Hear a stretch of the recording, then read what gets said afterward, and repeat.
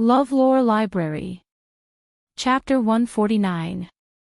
Luo Jingying was furious after being reprimanded by old Madame Luo.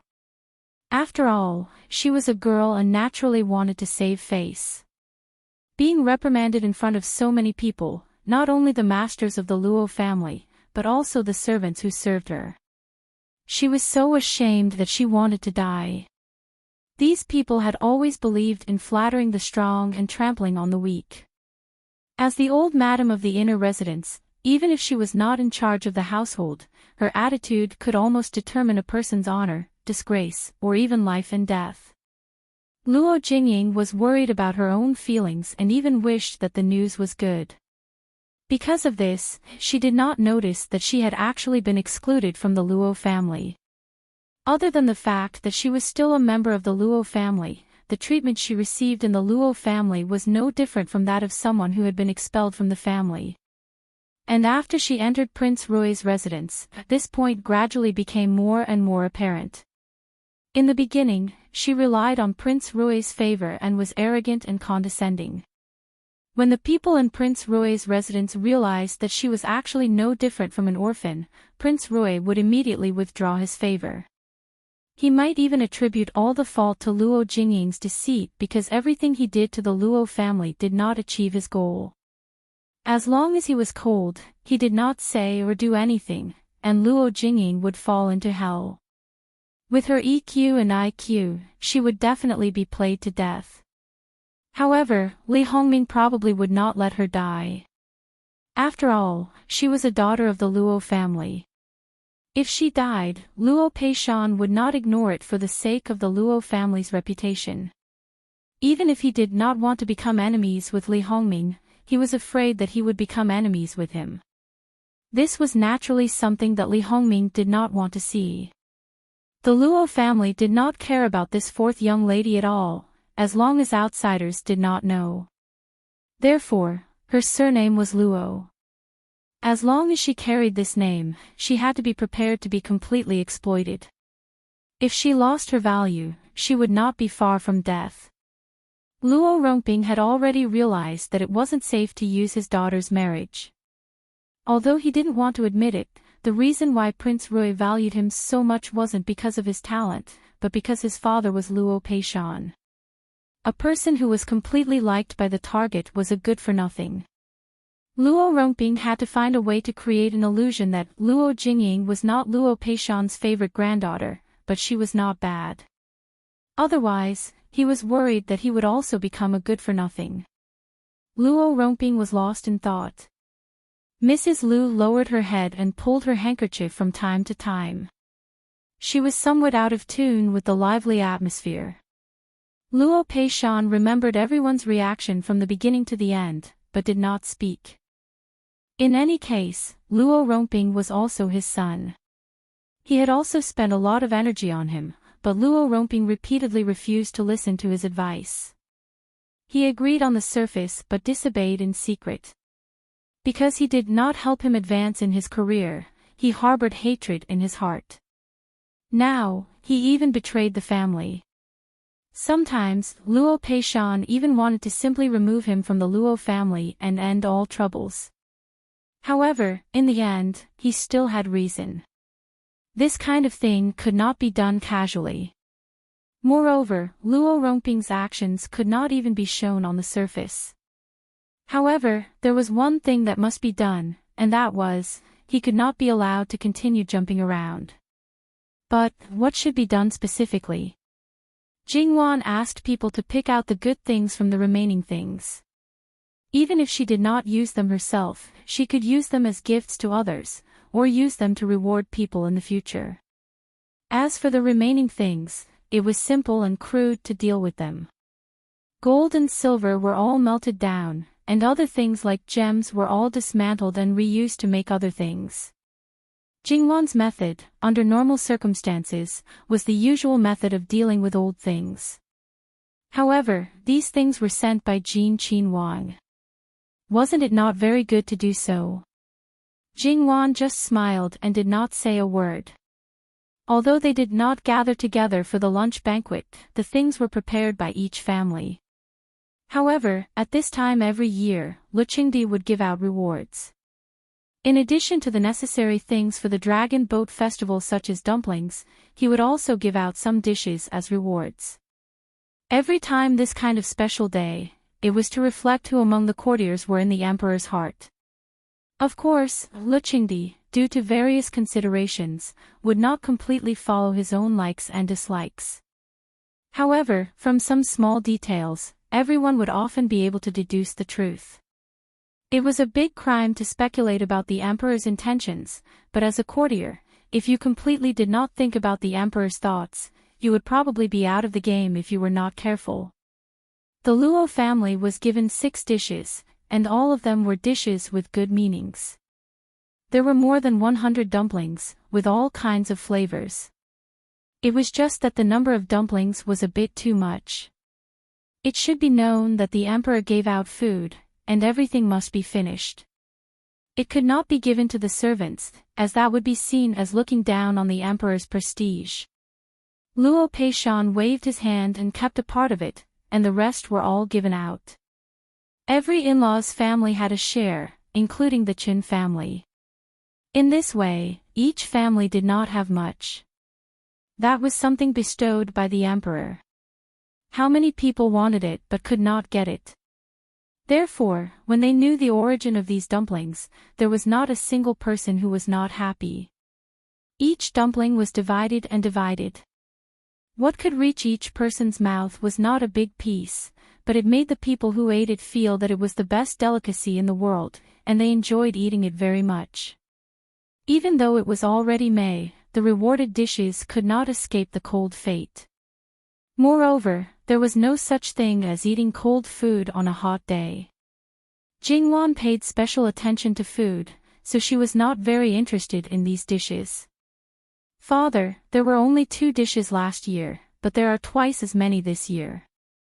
Is this? Luo Peishan waved his hand. After being promoted to the Minister of Personnel, it is natural to add 1 more dish. The other 3 dishes are for the 3rd daughter. Don't think that your father is so important to the emperor that ordinary people can't compare with him. Well, they all understood. However, these dishes were not designated to anyone. Luo Peishan waved his hand again, and the dishes were divided. More than 2 hours after lunch, Luqingdi took the concubines and the princes and princesses back to the palace. As for the murderer of the murder case, there was still no clue, which made Luqingdi a little annoyed. It also proved that this was not an ordinary murder case. However, no one could say for sure what the reason was. In addition, his son and his officials had a private bet with each other. The new hatred and the old hatred added together, which naturally made him angry. One of his good sons, because he lost, let people beat the participants of the competition half to death, and then directly dragged them away without asking any more questions. If something went wrong, these people might lose their lives. Luqingdi couldn't wait to tie him up and beat him fiercely. This idiot, didn't he know how to deal with it privately? Yes, in Luqingdi's view, his fault was not that he beat people, but that he beat people at the wrong time and place, which was easy to be criticized. Just wait and see, he would definitely be impeached by the imperial censor tomorrow. Everyone knew that Luqingdi was in a bad mood now, so naturally, no one went to find trouble with him. Others didn't find trouble with him, but God continued to make trouble for Luqingdi. Before Luqingdi stepped into the palace gate, he heard the report again. Lord Ruan's beloved daughter was on the way back to the mansion. The horse was frightened and the carriage overturned. Miss Ruan was thrown out of the carriage and almost died under the horse's hooves. Luqingdi was shocked and angry. Have you checked whether it was an accident or man-made? Replying to your majesty, this lowly one has not investigated. However, after asking the Ruan family, they were very certain that it was an accident. The horse that pulled the carriage was ill and the coachman who raised the horse did not discover it in time. The horse suddenly became ill and went crazy today, causing the accident. The commander of the Imperial Guards answered dutifully. Luqingdi frowned, but he looked relieved. No one saw it, or they might imagine that there was a love and hate drama between Lu Qingdi and Ruan Fangfei, and Lu Qingdi made his son a cuckold. How is Ruan Fangfei? Your Majesty, after Miss Ruan was thrown out of the carriage, she has been in a coma, and her face may have been hurt. Under normal circumstances, this matter would not be reported to Lu Qingdi immediately, but because Ruan Fangfei's maid had been tortured and killed before, it was not that no one suspected that the other party's target might be Ruan Fangfei. Now that this happened, it was inevitable that there would be doubts. In fact, when this matter was reported to Lu Qingdi, it was to ask whether this matter needed to be investigated thoroughly with the previous murder case. Don't worry about it. Since the Ruan family said it was an accident, he would not do anything unnecessary. Lu Qingdi ordered the chamberlain to tell the empress to send someone to check. In fact, it was more subtle to see if Ruan Fangfei's face was really hurt. And how serious was the injury? After returning to the palace, the empress left first with the excuse that she was busy with palace affairs. Imperial concubine Su stood beside Lu Qingdi. Looking at Lu Qingdi's frown, she reached out and gently stroked it, very worried. Lu Qingdi held her hand, and there was an atmosphere between the two that outsiders could not get in.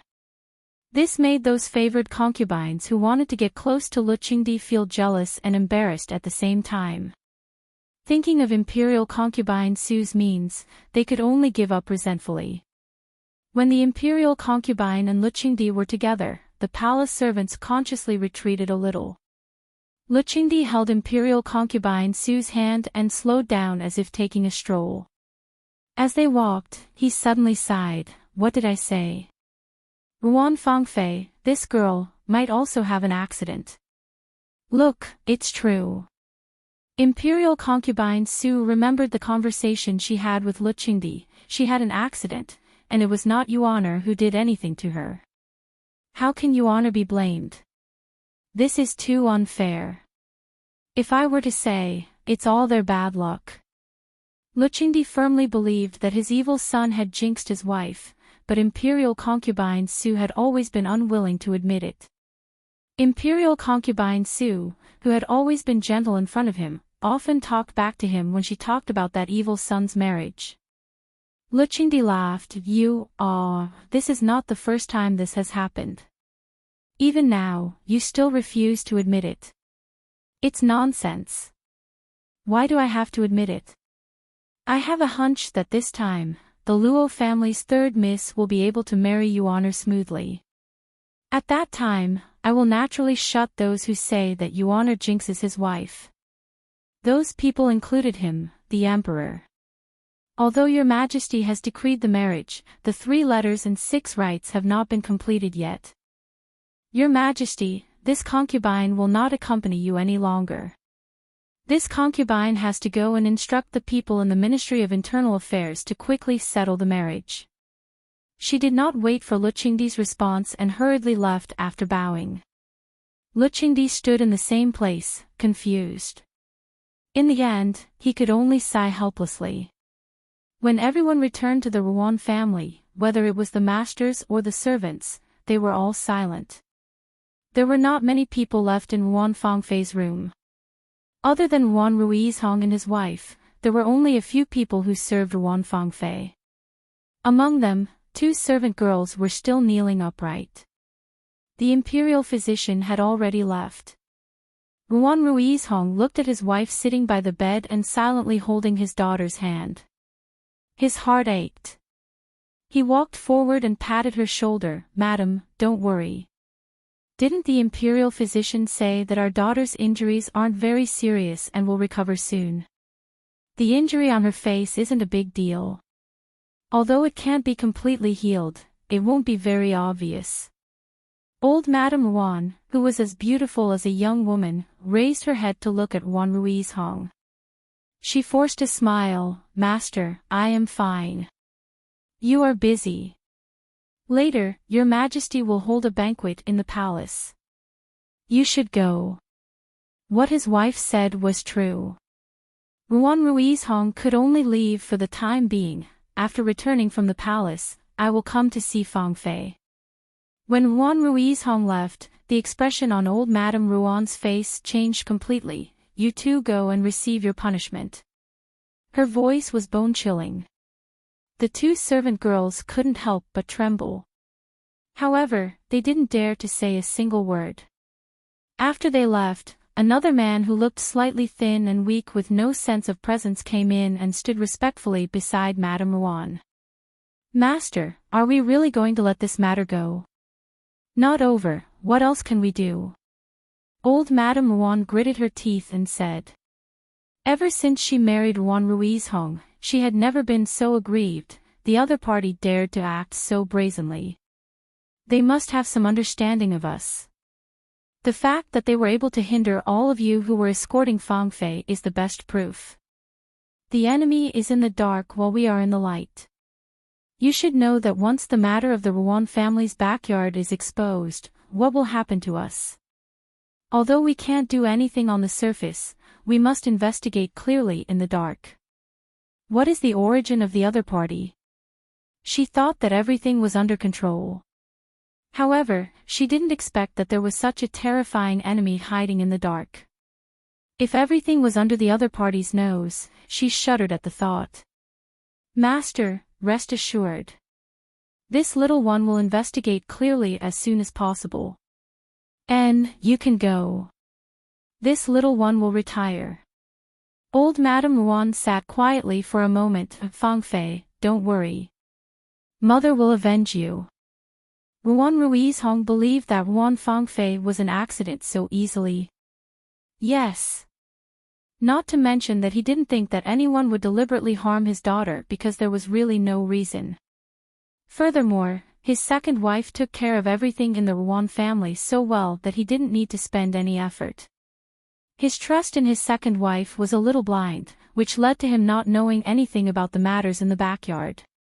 It must be said that such a shrewd and wise man like him had fallen into such a trap.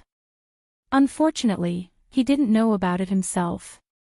Who knew what kind of reaction he would have when he found out in the future? Who knew if he would be pitiful or sad? Perhaps it was because he had never suffered a loss from a woman that he would be like this. And in Jin Qin Wang Fu, Li Hongyuan sat in the shadows of his bedroom, making his whole person somewhat blurry and unreal.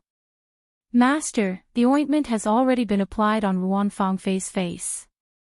It will take effect in a month.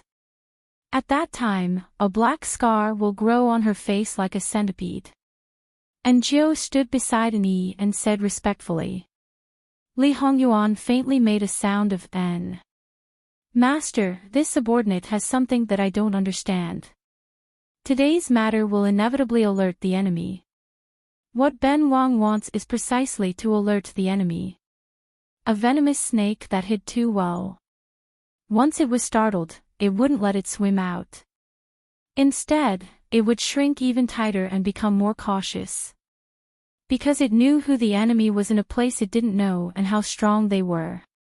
Today's matter made it understand that they were definitely not weak. Also, it wasn't easy to deal with Ruan Fangfei using conventional methods, so it was better to use unconventional methods. Chapter 150. Madame Ruan probably wouldn't have thought that the enemy hiding in the dark, under her careful arrangement, not only hurt her daughter, but also let her witness the other party's people take out the eye ointment with something added. Then, she personally applied the ointment on her daughter's face. If she knew all of this, who knew how she would react? After returning to the Luo family, Jingwan felt a lot more relaxed. She didn't have to continue pretending to be sick. For a healthy baby, it was a great challenge for her to pretend to be sick. And her most painful experience was probably the time when she was in the capital. She had carriage sickness. There was nothing more painful than this. After Jingwan regained her energy, she started to think about how to take revenge. To be honest, she was really lacking in this skill. However, as the saying goes, a rabbit will bite when forced. Jingwan thought that she couldn't be worse than a rabbit, right? However, the implementation of this matter was indeed not that simple. First of all, Wan Fangfei's method was too secretive. Her image to the outside world was too good. Even if they pointed her out, they would not get the desired result. More importantly, there was no evidence. This was also the reason why she and the two elders of the Luo family kept it a secret even though they knew who the instigator was. However, in this way, if she took action against Wan Fangfei, then she would become the evil person who would be blamed by others. And if she wanted to do it perfectly and not be discovered by others, it required the right time, the right place, and the right people. For such an opportunity, when you didn't have the ability to create it, you had to wait patiently and prepare in advance. Jingwan inexplicably looked up at the sky with some sadness. It was very tiring to plot against the people under the same roof, and to plot against the people in another family's backyard was a huge project. She wanted to ask Wan Fangfei, in order to plot against her, how much effort did she spend? Was it tiring? Was it worth it? Jingwan thought again. Since she had already determined that Wan Fangfei was the kind of person with a twisted personality, then as long as she could achieve her goal, she would probably feel that it was worth it no matter how many things she did. What's more, it was just a plot against Jingwan. If she succeeded, the whole Luo family would be implicated. The additional achievement value was simply too great. So, how could it not be worth it? However, if the plan didn't succeed, it would only make her crazier. Looking at Jingwan's expression, Nanny Gong basically knew what Jingwan was thinking. Miss Wan Fangfei's carriage fell over on the way back. She was injured and fainted. Her face was injured. Even God is helping you take revenge, so you don't have to think about the other side anymore. Jingwan was stunned. Then, she said calmly, he's not dead. This time, it was Nanny Gong's turn to be surprised. Even if Luo Jingying was like that, Miss didn't want her to die. She didn't even have much hatred for her. Although Miss said that it took feelings to hate someone, she just ignored them. Wan Fangfei was definitely the first person who could make Jingwan want her to die. It could be seen that Wan Fangfei really stepped on Miss's reverse scale this time. Yes, Miss had always cared about her family, more than herself. Of course, in Miss's eyes, her family probably didn't include everyone in the Luo family, but only a few. Her heart was soft and indifferent. She could care about the whole world, but she could also care about a few people. Feelings were mutual. She had done this to the extreme. However, once someone received her sincere treatment, they would probably feel that they were the happiest person in the world. Miss wanted Wan Fangfei to die. In fact, it was not difficult for the prince to make up his mind to kill someone. What needed to be looked at was the price to pay and the consequences. Miss, if it doesn't affect you at all, do you want her to die directly or suffer a lot before she dies? Jingwan looked at Nanny Gong. Although Nanny Gong still looked serious, Jingwan felt that her question was very strange. Under normal circumstances, she wouldn't ask this question. However, Jingwan's answer to this question was still very clear. It's too easy for a person with such a vicious mind to die so casually.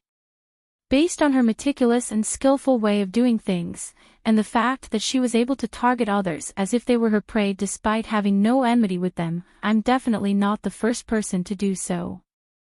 For those who have been hurt by her, it's too much to just let her die to atone for her sins. Nanny Gong nodded and understood. Judging from the prince's plan, he wouldn't easily take Wan Fangfei's life. It was good that Mrs. idea didn't conflict with his plan. Jingwan always felt that it was impossible to have a twisted mind. Well, she couldn't be 100% sure about this. However, even if there were congenital perverts, there should be very few of them. Ruan Ruizhong was in the center of the country's centralized power. The possibility of him not giving himself away at all was infinitely close to zero. Then, the person who caused Ruan Fangfei's character was more likely to be her mother. "Nanny, do you know the wife of the Prime Minister?" "Madame Ruan." When Jingwan heard Nanny Gong call her that, she was immediately embarrassed. It wasn't that she hadn't seen her before. She looked really young, but she turned out to be a madam. Well, it was because Ruan Ruizhong's seniority was high. If she married him, she would probably be a madam from the beginning. Although she didn't have to play the leveling game of young madam, and madam, for a young woman, probably no one was willing to go all the way. Facing the daughters-in-law, who were much older than her, and hearing them call her madam, Jingwan actually wanted to ask how big the shadow in the heart of Madame Ruan was in the heart. However, no matter what she thought, she couldn't reveal a single word. Jingwan lit a row of candles for her in her heart. Everyone said that she was the most virtuous person in the whole capital. Nanny Gong briefly told Jingwan what everyone knew. Of course, she was now very sure that she was just like her daughter. It was fake. Nanny Gong didn't know the real situation of Ruan Fangfei, so naturally, she didn't know the real situation of her mother. After hearing Nanny Gong's words, Jingwan's first reaction was that she was just like Ruan Fangfei. She was too perfect to be real. This kind of person was most likely problematic. Therefore, Jingwan ruled out the slight possibility that Ruan Fangfei was a congenital abnormality. However, in the short term, Ruan Fangfei probably didn't have time to come out and cause trouble, which also meant that she couldn't take revenge. If she couldn't see this person, there was naturally no need to talk about anything else. Therefore, if the enemy didn't show up, it was useless to think about revenge. Jingwan wouldn't let her enemy affect her life, but Ruan Fangfei would never be so important to her. Later, Madame Luo sent more mugwort and other things to Jingwan's yard. She also ordered her to always carry the Buddha beads given by Master Liaochen with her in the future. Even if it didn't match her clothes, she had to use another way to carry it. Jingwan knew Madame Luo's intention, so she didn't object on this matter. In fact, Jingwan liked the Buddha beads very much. 2 days passed in a hurry. Luo Jingying was about to go out. The Luo family didn't decorate with lanterns or decorations, and there were no guests. It was quiet, just like any other day. There was a small sedan chair with green cloth parked at the side door of the Luo family. Perhaps to show that they attached great importance to Luo Jingying, those who came to the Luo family to pick her up were a dignified nanny, a steward, and 4 maids by Li Hongming's side. It was reasonable to say that the nanny should bring people to pick her up, but the Luo family refused. It meant that they didn't want to trouble the people of the prince's mansion. They couldn't blame them if they didn't go in. Although it was because they didn't attach great importance to the girl, they didn't think much about it because it was the Luo family's idea. However, they didn't know that in the 3rd branch of the Luo family, Luo Jingying was having a big argument with her mother for the first time in history. To be more precise, it was Luo Jingying who was throwing a tantrum one-sidedly.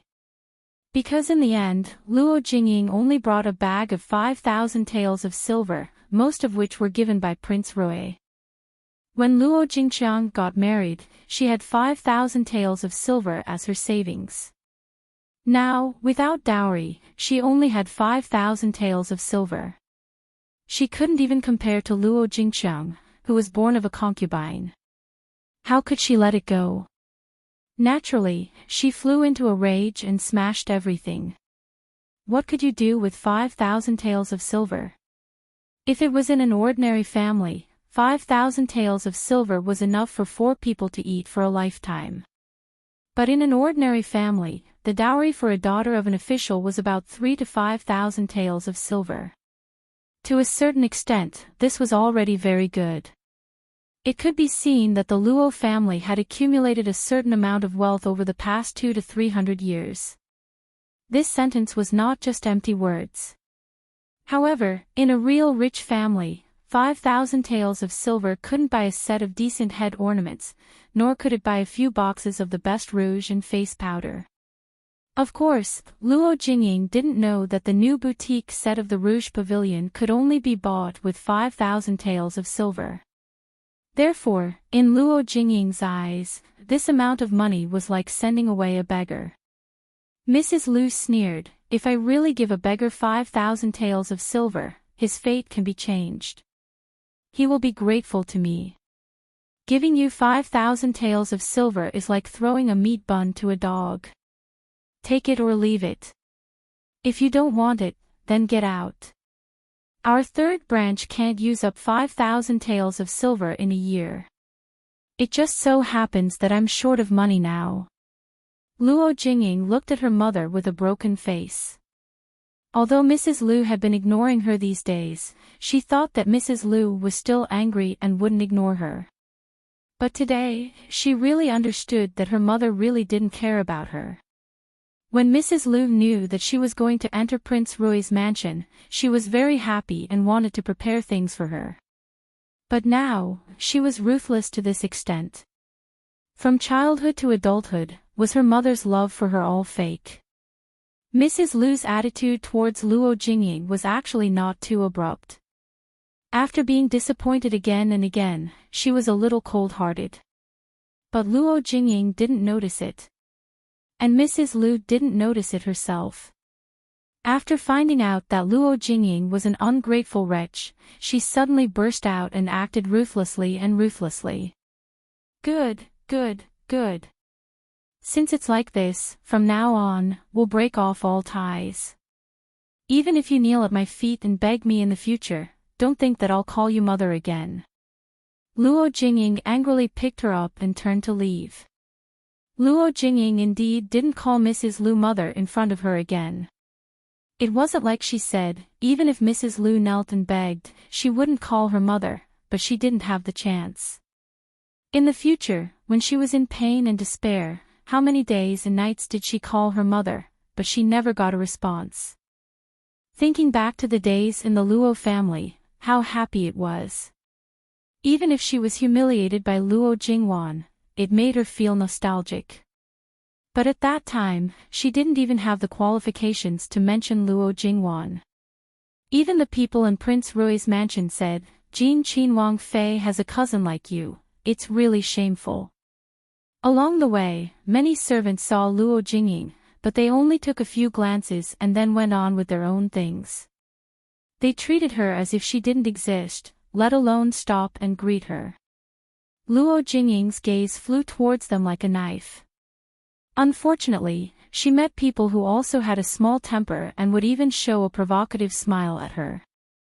Luo Jingying still had reason, so she didn't pounce on them and tear them apart. However, she didn't want to stay in this place for a moment longer. Thus, she quickened her pace, but secretly vowed in her heart that in the future, she would definitely return here with an aloof attitude and kill all the people who were disrespectful to her. It wasn't until she was about to leave that Luo Jingying slowed down her pace and tidied up her attire. At this moment, the things that Mrs. Lu had taught her before seemed to have returned. Even if she was kneeling, she couldn't show her inferiority. She had to be neither servile nor overbearing. Even if her attire was a bit poor, she had to maintain a perfect bearing.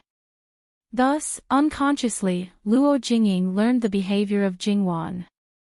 Luo Jingying didn't realize how deep Jingwan's influence on her was. The nanny sent by Li Hongming was given the same surname as his princess, Lu.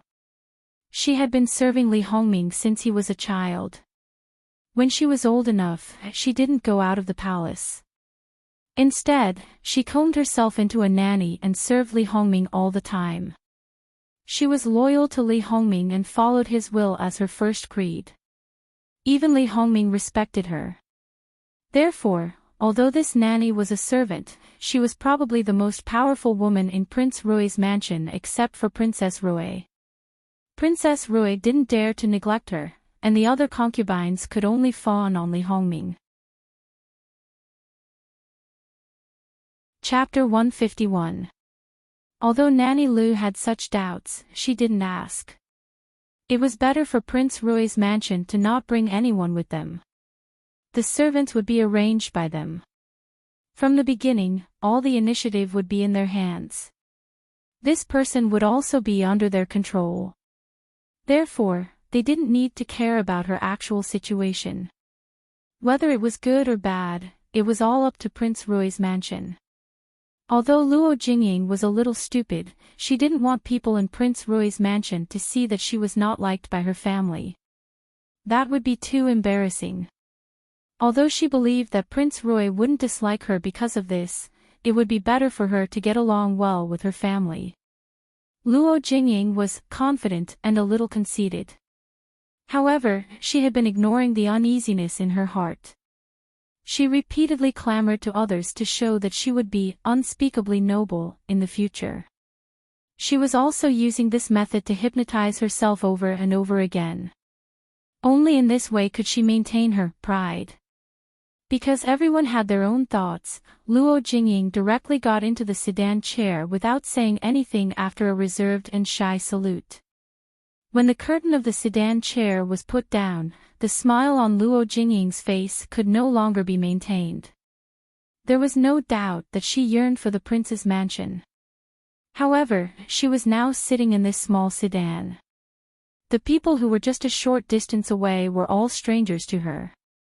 She felt an inexplicable sense of panic. Subconsciously, she turned sideways and lifted the curtain of the window. She looked at the door that was gradually shrinking. Nanny Lu subconsciously wanted to scold Luo Jingying. However, when she saw Luo Jingying's longing expression and the tears that she held back, she didn't say anything in the end. Perhaps this was the last time they would see each other, so she didn't need to be so strict. On the other hand, Prince Rui had invited his brothers to a banquet today. Even though he had only invited a concubine, he was still very happy. After all, the brothers were often on good terms with one another, using various excuses to get to know each other. However, after knowing the identity of this concubine, it was obvious that he wasn't just looking for an excuse to invite them to a banquet. Under these circumstances, Li Hongming was able to silently carry the young lady of the Luo family back to the Fu. No one would believe that there was no problem here. Especially Prince Kong. The way he looked at Li Hongming was as if Prince Rui had snatched away his woman. Li Hongming's smile was still there, and there was even a hint of provocation in it. He didn't steal his woman. Prince Kong was so angry that he almost smashed his cup. Luo Rongbing, how dare he give his daughter to his biggest enemy when he swore to be loyal to him? Anyway, even if they were brothers, they would only pretend in front of Lu Qingdi occasionally. Prince Kong flicked his sleeves and left. Prince Kang's hardcore brothers also made excuses to leave one after another. Li Hongming just smiled and sent them off. He had no intention of asking them to stay. As long as he achieved his goal, he didn't need to care about anything else. As for how Luo Rongbing would appease his good brother's anger, that was his own business. If he couldn't even handle such a small matter, how could he work for him? After Prince Kong returned to the Fu, he directly summoned Luo Rongbing without saying anything. He even made a big fuss. His intention was actually similar to Li Hongming's. Therefore, a small matter that was originally a small matter was made into a big deal by these two brothers. However, because of the Luo family's position, there were many twists and turns. Other people didn't express their opinions on this matter for the time being. Besides, they actually wanted to know when the Grand Secretary offended the Minister of the Ministry of Personnel. After all, Luo Peishan's actions against Ruan Ruizhong were too obvious. Except for some things that didn't need to be considered at all, every time Ruan Ruizhong raised an opinion, Luo Peishan would hold a completely leftist opinion. In addition, Ruan Ruizhong students were also implicated by Luo Peishan. Those who were related to Ruan Ruizhong and had a close relationship with him were all people that Luo Peishan focused on taking care of. Therefore, no matter which side these people belonged to, there were signs of danger everywhere. After all, Juan Ruizhong was someone who had been in the officialdom for decades. The people who were close to him were not only his relatives and friends, but also many of his students. They were inexplicably implicated by him. Even if Luo Peishan was doing things by the book, he didn't do anything to anyone else but him. As soon as Juan Ruizhong discovered that the situation was wrong, he summoned Luo Peishan. As the saying goes, even if you die, you have to know the reason why. Unfortunately, all he got in return was Luo Peishan's mockery and ridicule. As for the specific reason, he didn't get a single word. No matter how astute the Grand Secretary was, without the slightest hint, he still couldn't guess the reason. However, Juan Ruizhong still knew Luo Peishan's character. Even if he was an old fox in the officialdom, he still adhered to some principles and kept some bottom lines. Because of this, Juan Ruizhong didn't take any action for the time being. Since he couldn't get the reason from Luo Peishan, he would investigate from other places. However, this matter must be done quickly. Otherwise, when Luo Peishan presented some evidence of his crimes to Lu Qingdi, he would suffer immeasurable losses. Even if he was neutral, Qi Yuan's officialdom couldn't be supported by one person. Prince Kong had never been a good-tempered person. When he saw Luo Rongbing, he directly kicked him. If it weren't for someone who stopped him, even if Luo Rongbing didn't die, he would be half dead. Luo Rongbing's explanation to Prince Kong was naturally to push all the blame to Li Hongming, saying that Prince Rui had abducted his daughter. As for the matter that his daughter was going to marry into Prince Rui's mansion, he didn't know until 2 days ago. At that time, he came to see Prince Kong. "You didn't see me, so it has nothing to do with me." Prince Kong also knew from the gatekeeper that Luo Rongbing did see him, and he did refuse to see him. Li Hongyi would never admit that Li Hongming's complacency today had a small part to do with him. Although Li Hongyi let Luo Rongbing leave, the suspicion in his heart didn't disappear. In other words, after Luo Rongbing's daughter entered Li Hongming's backyard, it was impossible for him to completely trust him.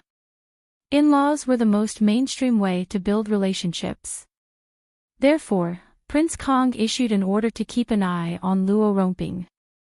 Once the evidence of his betrayal was found, Prince Kong would never let him go. Li Hongming knew from the beginning that Luo Rongbing's daughter entered his backyard, and he was purely a chess piece to contain the Luo family. Luo Peishan, who was in such a high position, was not trusted by his good brother because of his alienation, let alone Luo Rongbing. Therefore, it was a big joke for him to be a nail in Li Hongyi's camp. He didn't care at all how Li Hongyi would deal with Luo Rongbing. He even hoped that Li Hongyi would be as ruthless as possible. As for Li Hongyuan and Jingwan's marriage, under the supervision of imperial concubine Su, the auspicious date was quickly set. Because Li Hongyi was the eldest son, when he married, the things he used, no matter what, were naturally the best. The rest of the princes would more or less be subtracted from this foundation. For example, Li Hongming, Li Hongyuan, who had a mother who was favored and had a high status, at most, would be subtracted by 1 level. The imperial household department had long been familiar with preparing the betrothal gifts for Jin Qin Wang.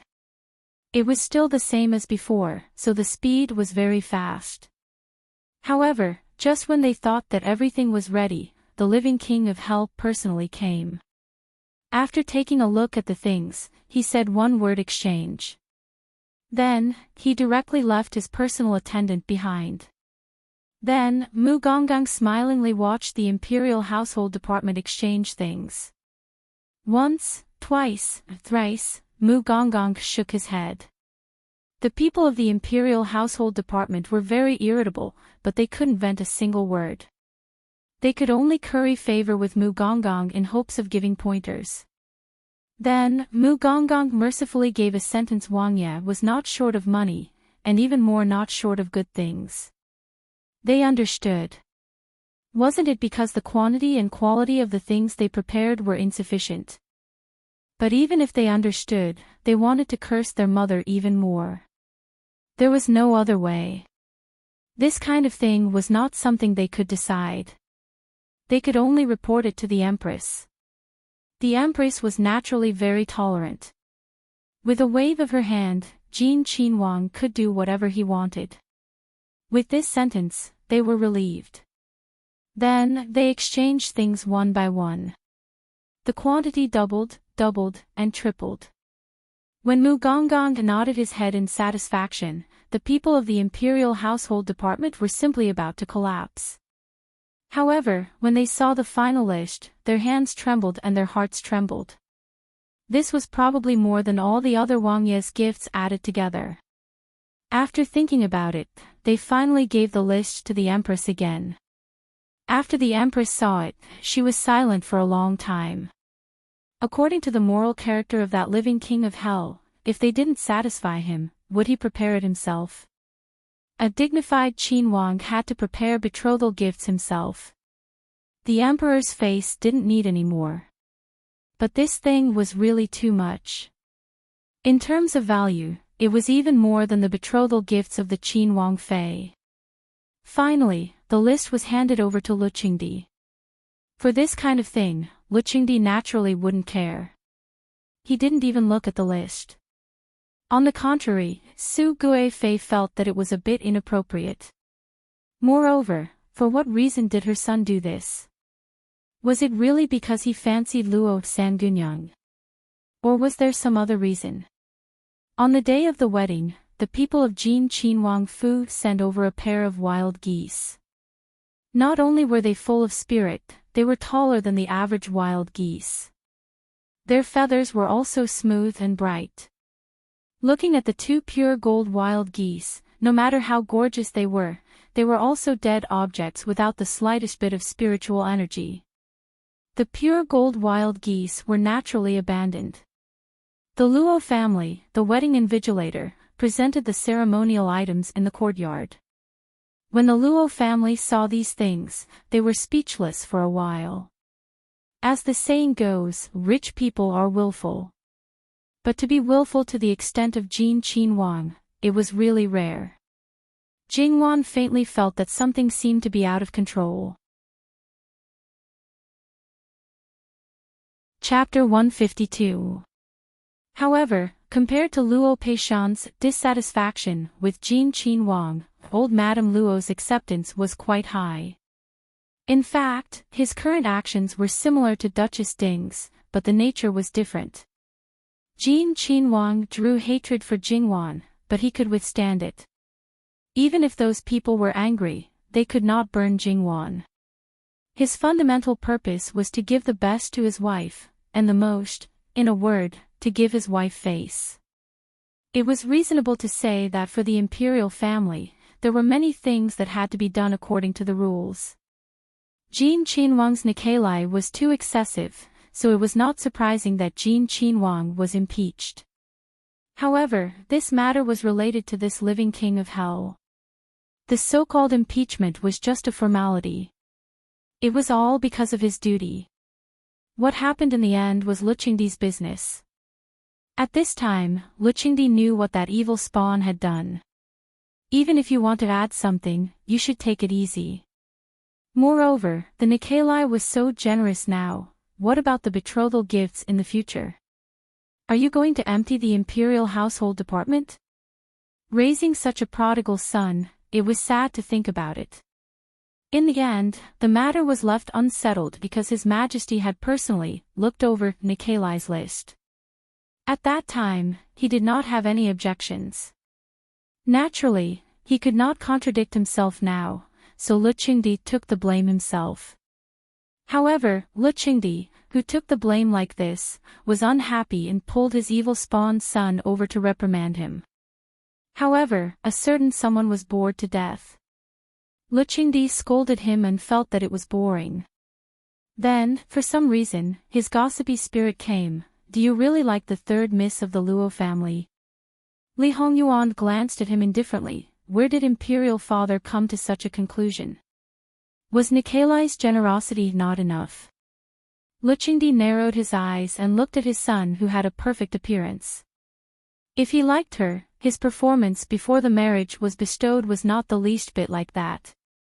Moreover, according to his temperament, if he liked her, he would have snatched her long ago. Why would he wait until now? What did they do to make you unhappy? Looking at Luchingdi, Li Hongyuan sneered in his heart. Even if Luchingdi had been deeply in love and had been infatuated with thousands of possibilities, he still could not figure out the real reason. In Luchingdi's eyes, as long as he could be happy, nothing else mattered. If these Nikalis could make him happy, it did not matter even if there were more. Therefore, this kind of external things would not be a display of his son's concern. Luchingdi was just that self-righteous. He only knew how to use his tyrannical power to plunder what he wanted. Everyone said that he, Li Hongyuan, lived the most unbridled life, doing whatever he wanted. But in reality, that was not the case. He did not have the absolute right to be unbridled. He also had many scruples. However, he was not far from that day. The next day, a small storm was stirred in the seemingly normal capital because Master Liaochen had entered the capital. Master Liaochen had wandered the world but rarely entered the capital. Even an imperial edict might not be able to invite him. Of course, Luchingdi did not need to use this to show his authority. Only a fool would do such a thing. In the eyes of the public, Master Liaochen was a living Buddha. If they could invite him home, it would not only bring them face, it would also be a great blessing. However, before Luchingdi did anything, no one dared to act rashly. As expected, Luchingdi sent someone to invite Master Liaochen to the palace as soon as he heard the news. Master Liaochen did not refuse and gladly accepted. Luchingdi received the news personally at the palace gates. Luchingdi put aside his official business for the time being. He wanted to listen to Master Liaochen's Buddhist teachings. Even in the palace, Master Liaochen was no different from when he was in the temple. Therefore, he did not object to Luchingdi's request. Others could also listen if they wanted. In the end, there were a few more concubines, princes, and even old princes from the previous generation. For 2 hours, no matter how patient or impatient they were, they all maintained a calm expression. It didn't matter if they were faking it or if Master Liaochen really had the ability to calm them down. In short, Luchingdi was very satisfied with the result. Master Liaochen would stay in the capital for 3 days. During this time, the Empress had already arranged a place for him to stay. Luchingdi knew that Master Liaochen wouldn't allow him to stay. State affairs were more important. But before he left, he hesitated. Master, my 6 sons' marriage hasn't been going well. Could you please match their 8 characters this time? This was Master Liaochen's purpose in coming to the capital. Naturally, he nodded. Luchingdi was overjoyed. He hurriedly ordered someone to bring Jingwan and Li Hongyuan's birth characters. Master Liaochen looked at their birth characters. He'd promised Li Hongyuan to give him a splendid match after his marriage with Jingwan was settled. Even if it was inappropriate, he was willing to do something for the sake of the world. But after looking at their birth characters, he didn't need to do anything extra. These two were truly meant to be together. Luchingdi and noble consort Su were both uneasy. What if it was still inappropriate, a match made in heaven, a marriage that comes once in 1,000 years? Master Liaochen smiled warmly. Master, are you serious? Luchingdi was overjoyed, but quickly recovered. Please forgive me, Master. I was just overjoyed. I didn't mean to question you. It's fine. Luchingdi felt like a boulder had been lifted from his heart. He didn't have to worry about that bastard's marriage anymore. Speaking of the previous marriages, the birth characters hadn't been bad. It was just that there had been problems every time, so much so that the later statements had been reserved. Luchingdi didn't bother to ask if they were true or not. But Master Liaochen was different.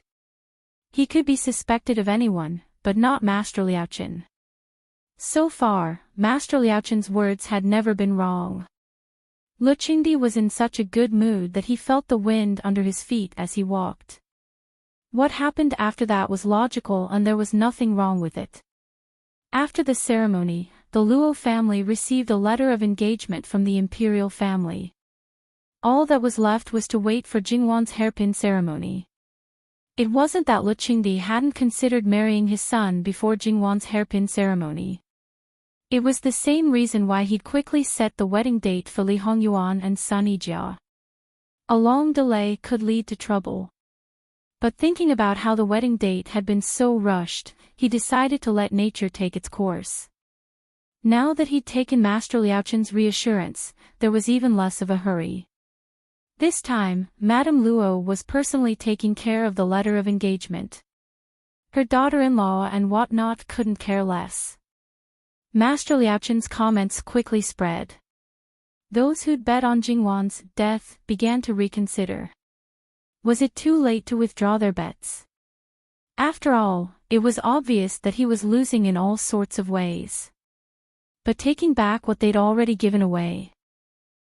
They were daydreaming. Everyone believed in this marriage made in heaven, but there was always someone who didn't. Ruan Fangfei, who had always had a smooth sailing life since she was born, easily got rid of all the obstacles in her way. However, ever since she met Luo Jingwan, it was as if she had met her nemesis. Not only did everything go wrong, she even hurt her face. That's right, she blamed her accident on Jingwan. Ruan Fangfei looked at her face in the mirror. Her face was distorted like a ghost. She wasn't Sun Yijia.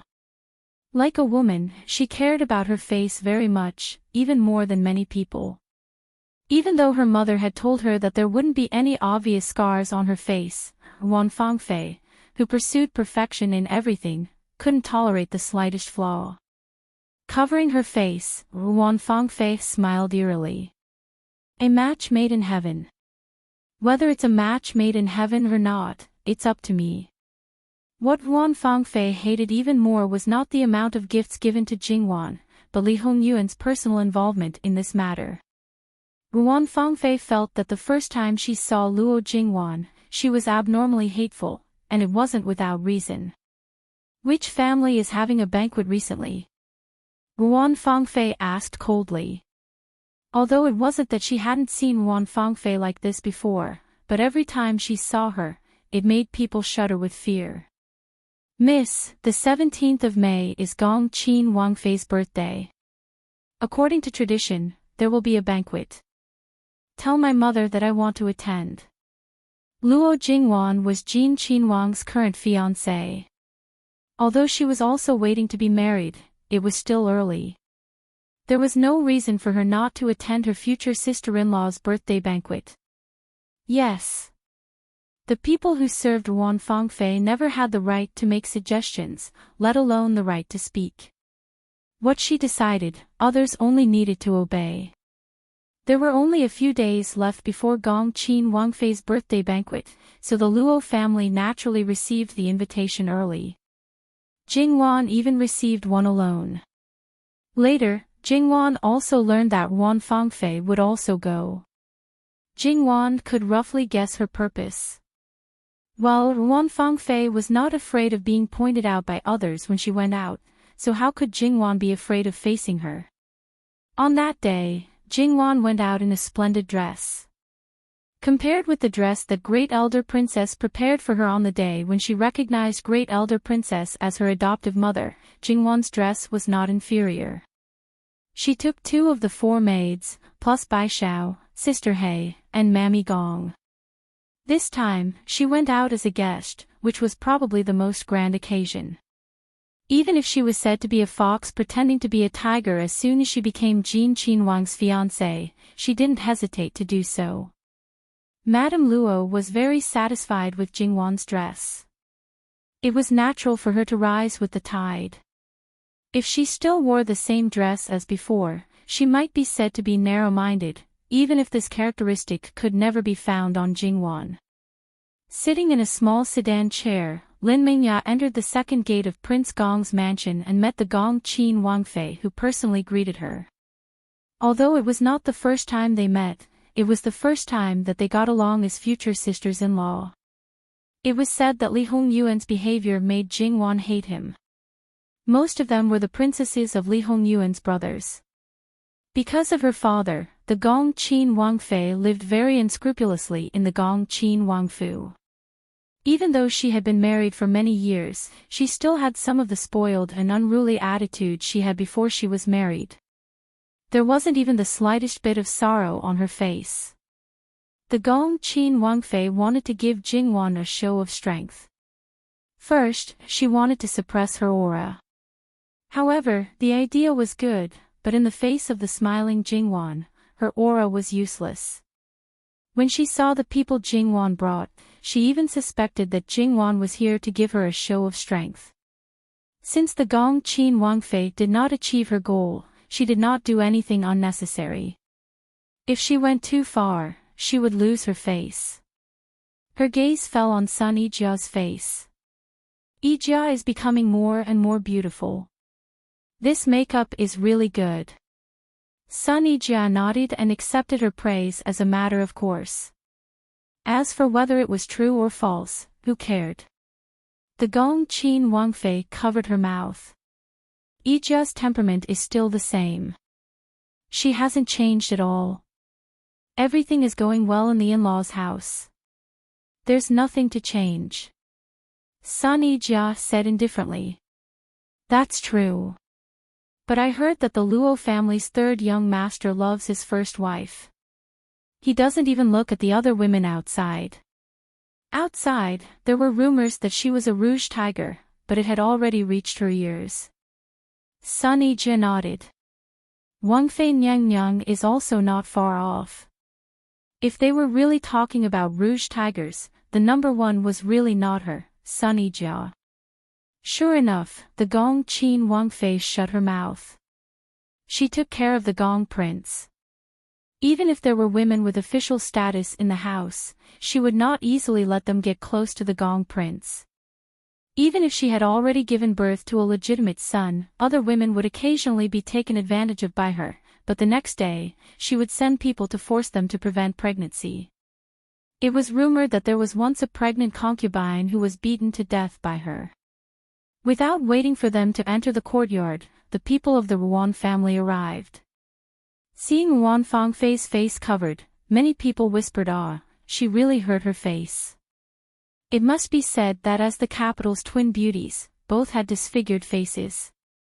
Shouldn't they be sympathizing with each other?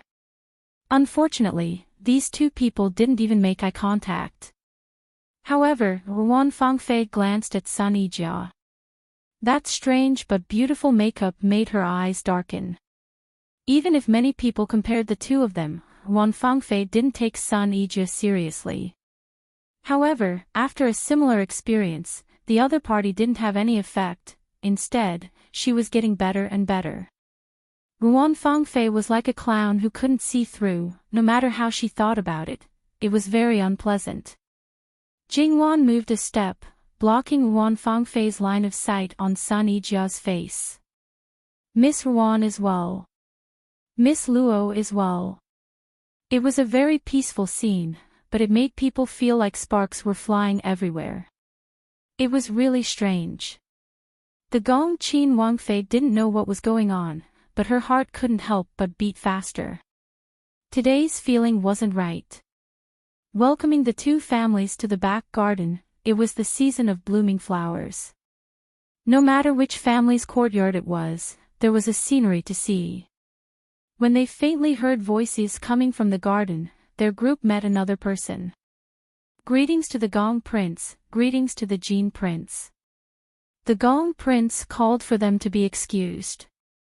Then, everyone saw Li Hongyuan walk straight to Ruan Fangfei. What was he doing? The others couldn't help but look at Jingwan. Before, there were rumors that the Jin Prince cared a lot about the Luo Sangunyang, but now there was a good show to watch. Ruan Fangfei's eyes were watery as she slightly raised her head to look at Li Hongyuan. Jingwan looked at her. Sure enough, this pervert really liked the Jean Prince. Li Hongyuan suddenly reached out and took off Wan Fangfei's veil. The deep affection in Wan Fangfei's eyes quickly retreated, and she subconsciously reached out to cover her face. Li Hongyuan's other hand reached out and blocked her hand.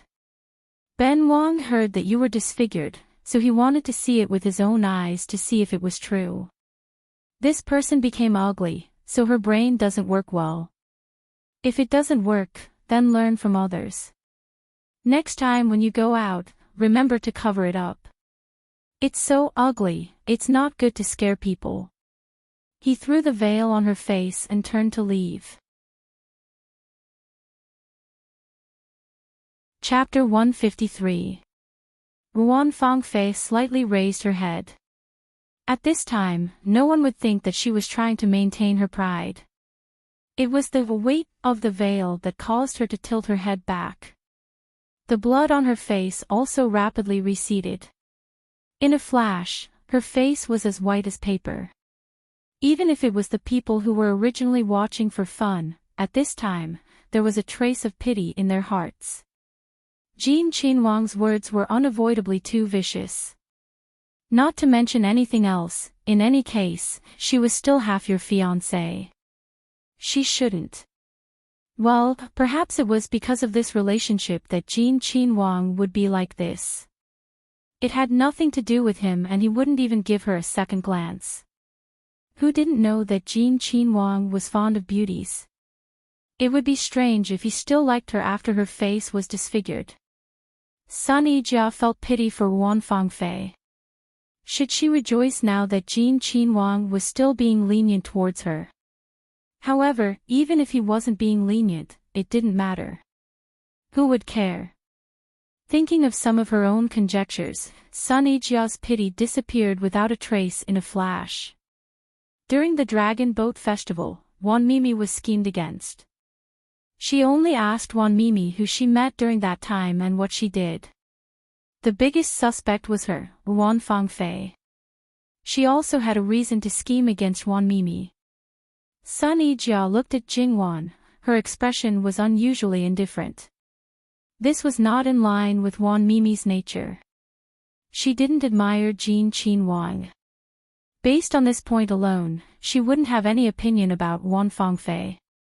It could be seen that Wan Mimi's attitude must have other reasons.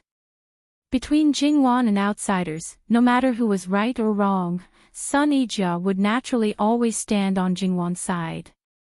Moreover, Wan Mimi wasn't someone who took the initiative to stir up trouble. The root must be Wan Fangfei. Therefore, Sun Yijia glanced at Wan Fangfei. She deserved it. Wan Fangfei's nature was vicious, but her temperament was far from being invincible. If there was anyone in the world who could make her collapse with just a few words, other than Li Hongyuan, there was no other choice.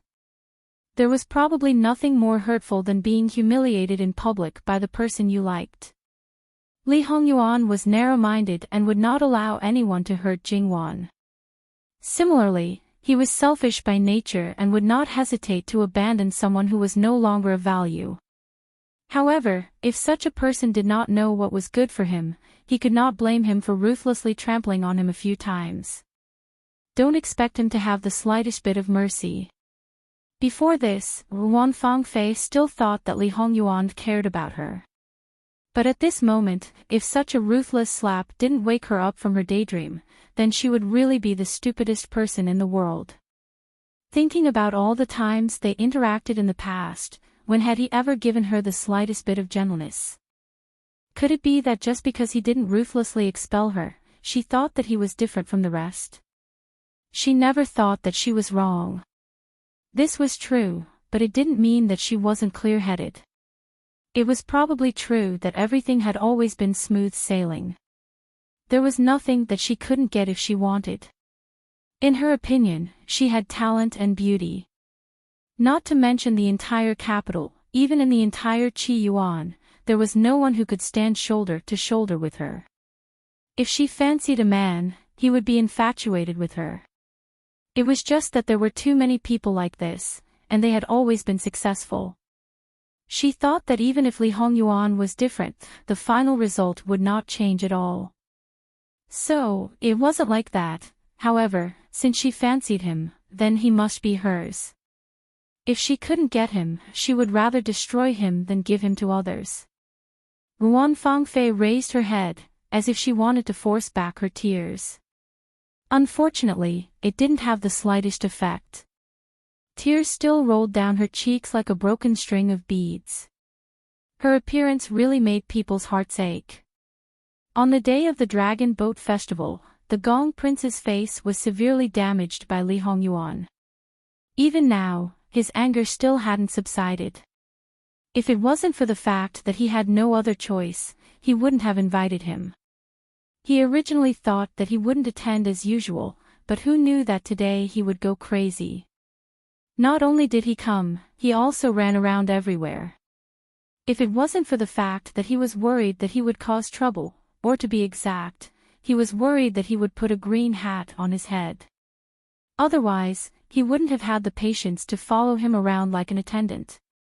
Now that a beauty was crying, well, even if he didn't look at the place where she was hurt, she was still a beauty. It really aroused his inner desire to protect her. Sixth brother, aren't you going too far with your words?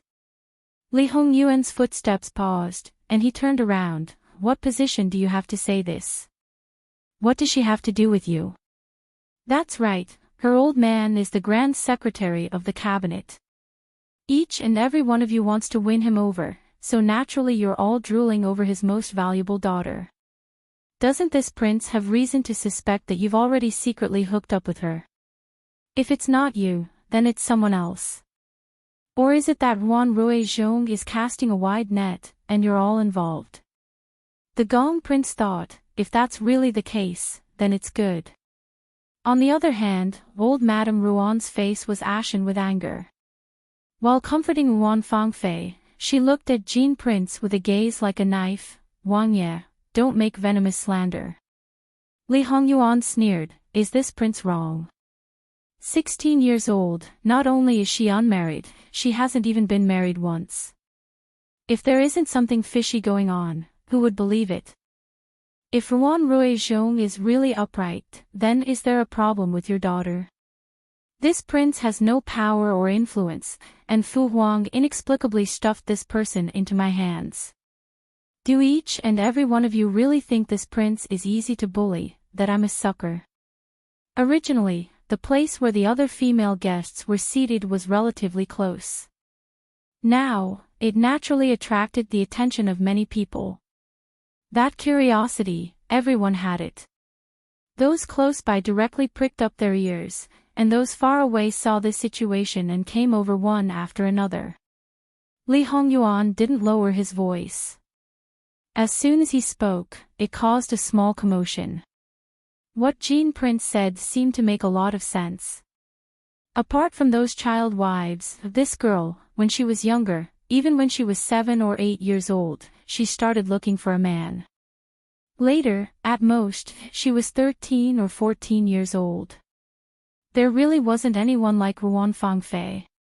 Previously, Sun Yijia's situation was somewhat similar to hers, but although she didn't talk about marriage, she had Prince Kong, that well-known partner. Only Ruan Fangfei's shadow was completely absent. Once the seed of doubt was planted, when they looked at Ruan Fangfei again, their gazes were particularly strange.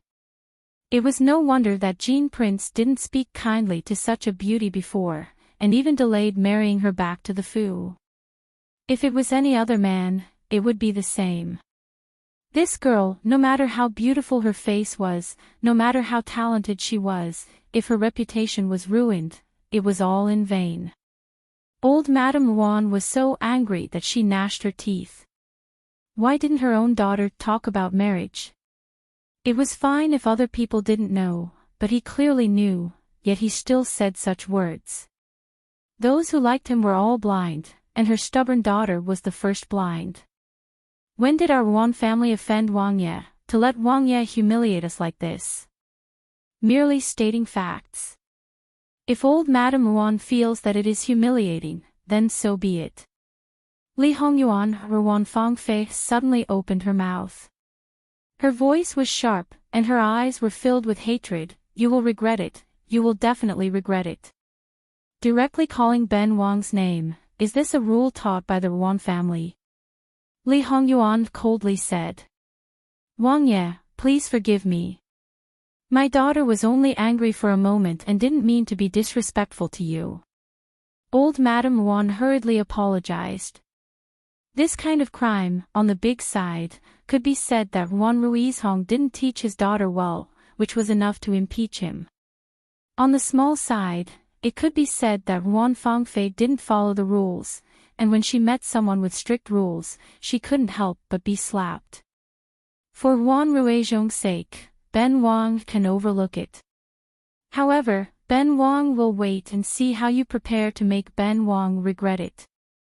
This time, Li Hongyuan really left, leaving the crowd with a black figure. No matter how proud Wan Fangfei was, no matter what kind of psychological preparation she did before coming, she couldn't continue to stay here. She turned around and walked back to Li Hongyuan. Her back stopped, maintaining her dignity and pride. Then, another family just happened to come in from outside. When they saw Wan Fangfei's appearance, they couldn't help but stand to the side. Then, when the Wan family left, they couldn't help but look at each other. What happened? It turned out that the rumors were true. Wan Fangfei was really disfigured. Then, when they saw Sun Yijia, this makeup was really good. Then they remembered that she was also disfigured. What happened this year? The capital's twin beauties were all disfigured. From the beginning to the end, Jingwan watched indifferently. Because the target of Jin Qinwang's poisonous tongue was the enemy, her heart was somewhat carefree. But to say that the feeling was very strong, it wasn't to the extent. No matter what kind of suffering Wan Fangfei suffered, it wouldn't make her feel anything. Giving that kind of strong emotion was a waste. However, Jingwan actually felt that Jin Qinwang's behavior was a bit strange. His nature was cold and ruthless. If he didn't like her, then he didn't like her. He could have done it more simply and crudely. It seemed that there was no need to use such a roundabout method comparing the two. The former was more damaging to one's reputation. As for the latter, the most obvious thing was that Wan Fangfei would be surrounded by rumors and slanders, becoming the topic of conversation for everyone in the capital. Her previous good reputation was now a bad reputation. The higher she was praised before, the more miserable she would fall now.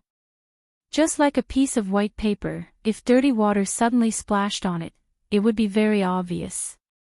If it was a piece of black paper, then even if it was soaked in ink and then picked up, it would still be the same. The former was like Wan Fangfei, the latter was like Li Hongyuan. Therefore, Jin Qinwang's reputation couldn't be worse. It didn't matter if it was tarnished, but this time he didn't do so. Unable to figure it out, Jingwan also didn't think about it. It was naturally better not to have to constantly guard against Wan Fangfei's tricks. The Gong Qinwang Fei's birthday was far less lively than great elder princesses. After all, except for the important people, the rest of the people invited were the Gong Qinwang's faction. Before the banquet, there were only so many activities. If it wasn't some small games, it was reciting poems, and so on. It was very boring. Now, Jingwan was now a person who attracted a lot of attention. Naturally, there were people who wanted her to participate. Jingwan naturally refused all of them. If it was something she wasn't good at, why should she hit her face until it was swollen?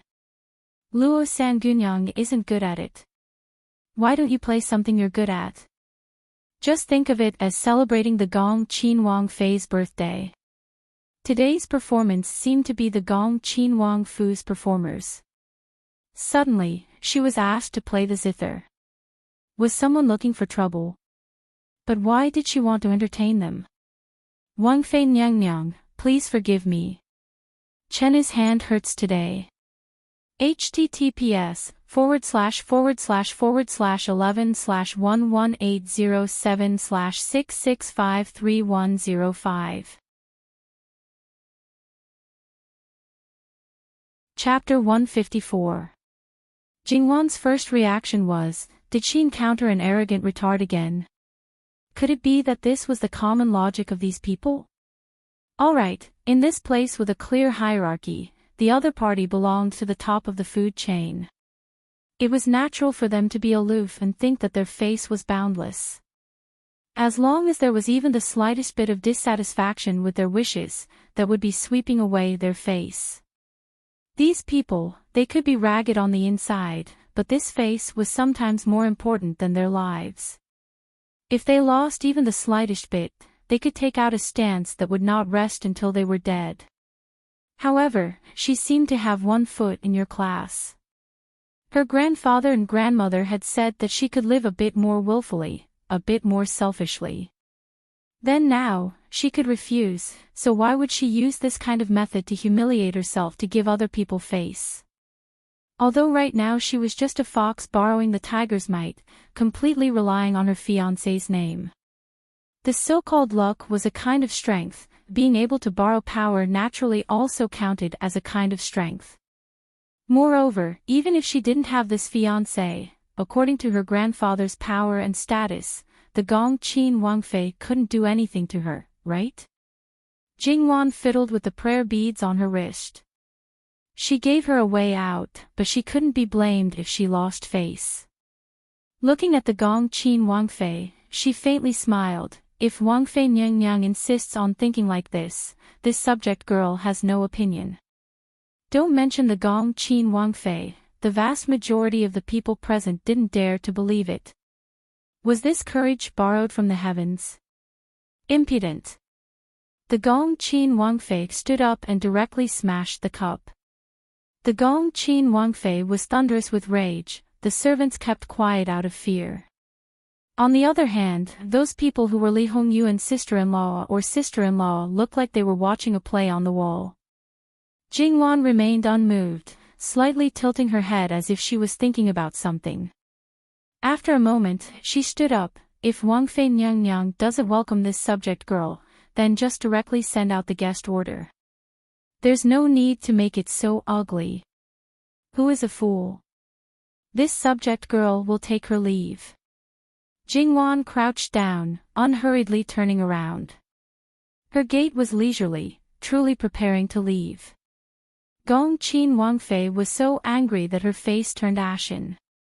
Ever since she was born, no one dared to not give her face like this. What kind of place do you think this is? You don't want to come and go as you please. Then, Jingwan was stopped in her tracks. Jingwan stopped and turned to look at Gong Qin Wangfei. Then, what does Wangfei Nyang want? Gong Qin Wangfei sneered, Mama, tell our Luo third miss, what is the crime of disrespecting the imperial family? I think the princess consort has misunderstood. This minister's daughter is not disrespecting the royal family, but rather disrespecting a person who wants to humiliate this minister's daughter for no reason. Anyway, my grandfather is the minister of the Ministry of Personnel, and my foster mother is Great Elder Princess. It doesn't matter if I'm humiliated, but it's not good to implicate them. Your Highness, don't you think so? She was the dignified Qin Wangfei, yet she had humiliated others first. If she really wanted to pin a big hat on her, then she would have to come up with an explanation. If you admit your mistake first, then she will also admit that she disrespected the imperial family. When the time comes, even if she is punished, your Gong Qin Wangfei's arrogant and despotic reputation will spread out. Jingwan was unmoved. From the beginning to the end, she was calm and even had a faint smile. In this world, naturally, there was no need to pursue equality. That thing had never been heard of. Even if it was an iron law, in the privileged class, it could be regarded as a child's play. Jingwan was not born at the bottom, so relatively speaking, she still had some right to speak. Therefore, Jingwan still tried her best to protect herself and the people around her. Luo third miss is really sharp-tongued. Because this minister's daughter likes to tell the truth most of the time. She doesn't know how to beat around the bush, which is really not very likable. The reputation of being sharp-tongued was not a good thing for a girl, but Jingwan refuted it so easily, saying that she was not good. It didn't matter, everyone was not good together. While the Gong Qin Wangfei was angered by Jingwan to the point of her liver hurting, on the male guest's side, Li Hongyuan was the first to hear the news. Originally, he was drinking alone, but because Jingwan was there, he didn't leave. Someone dared to bully his wife, but after all, that was a woman, and also his sister-in-law. Directly making a move on her, even if it was reasonable, it would become unreasonable. Li Hongyuan directly had someone bring a large jug of wine, slapped open the seal, picked it up, and walked directly to the Gong Qin Wangfei. The courtiers who were talking to the Gong Qin Wangfei, seeing this living king of hell, hurriedly made excuses to leave, for fear of being implicated. The Gong Qin Wangfei was stunned, then immediately realized something, subconsciously turning around. Sixth brother, what's the matter? It must be said, Li Hongyuan's brothers, the most sullen thing was that they had to be polite from time to time, but there was one who didn't care, even if they exploded in anger. After turning around, you could only act as if nothing had happened, and act like a good brother. Li Hongyuan slightly pushed upwards, tossing the jug up a bit, his hand moving down from the side, his palm supporting the bottom of the jug, to fourth brother, it's just a jug of wine, please. Motherfucker, do you have to toast me one by one? Even a cow couldn't stand it a few times, right? One could tell just by smelling the wine. Not to mention a jug, even if it was half a jug, it would still cause one to collapse immediately. Lousy didn't provoke you right now, what the fuck are you playing at? Sixth brother, are you joking with fourth brother? It looks like fourth brother isn't willing to accept. Fourth brother, are you not giving this prince face? Li Hongyuan slightly narrowed his eyes, a ruthless aura condensing in his eyes, as if a man-eating beast was about to break out of its cage. The Gong Qin Wangfei was startled by Li Hongyuan's gaze, unconsciously taking a step back. And it was this reaction that made the Gong Qin Wangfei even angrier, the hands behind his back clenched tightly, the veins on the back of his hands bulging, trying to suppress his anger, his voice almost squeezed out from between his teeth. Li Hongyuan, don't go too far. So, you really don't want to give me face? Why should this prince drink? How much face do you have? The Gong Qin Wangfei lowered his voice, but in this silent scene, there were too many people who heard his words. You really don't want to drink?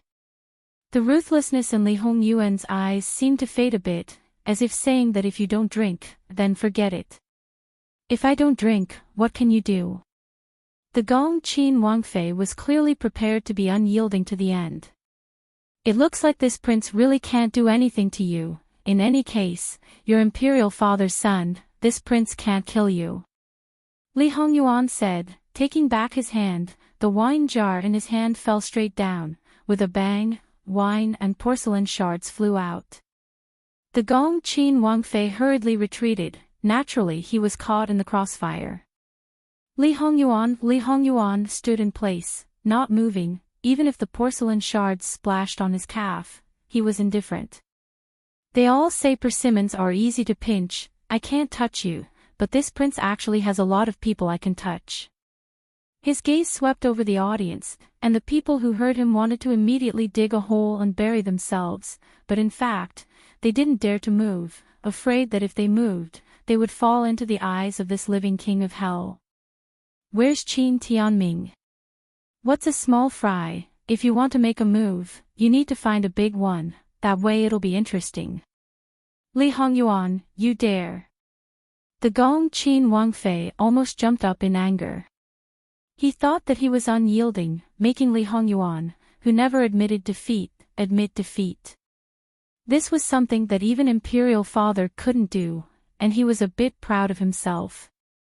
But the result, this bastard wanted to make a move on someone, it was even more unbearable than making a move on him. After all, Li Hongyuan still had some scruples, but his father-in-law, although he was a military general, Li Hongyuan's martial arts were definitely above the other side. If he really made a move on his father-in-law, it would highlight his incompetence, and it would make the people who supported him feel disappointed and bitterly disappointed. The damage was simply not on the same level.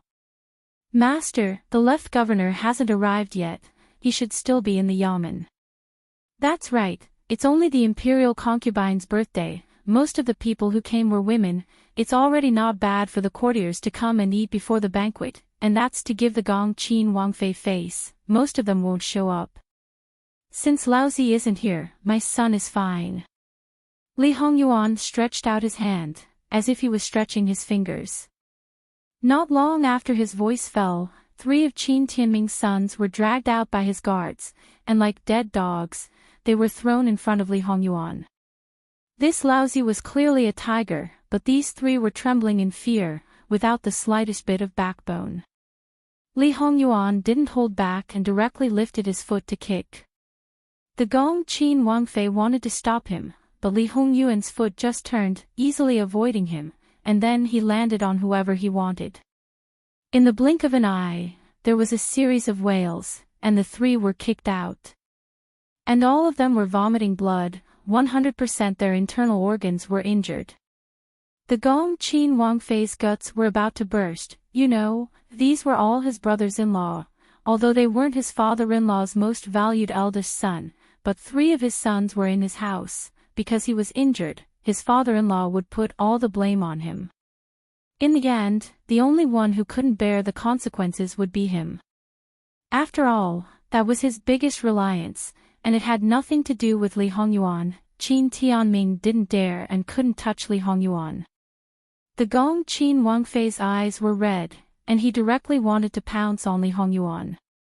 Li Hongyuan stepped aside. Are you sure you want to fight with this prince? You fought with this prince first, if you're injured, you can't blame this prince. Stretching his wrist, there was obvious malice in his eyes. The Gong Qin Wangfei's reason came back a little, and more importantly, he saw Prince Kong in his line of sight. Thinking that this big brother of his was almost directly crippled by him, his heart was filled with fear, and he naturally showed a cowering posture. If his vassals saw this, he didn't know whether to be disappointed that he was a spineless coward, or gratified that he could bend and stand tall. Why? Li Hongyuan, this prince only wants to ask you, why are you acting crazy for no reason? Chapter 155. Looking at Li Hongyuan's departing back, he even looked somewhat leisurely, while the Gong prince stood in place, desperately restraining his anger. His eyes were red, as if they were about to pop out of their sockets. He looked exactly like an enraged beast. The enemy was clearly in front of him, but there was an invisible cage firmly binding him, unable to take a step forward. Until Li Hongyuan's figure disappeared, the Gong prince was unable to return to his senses for a long time.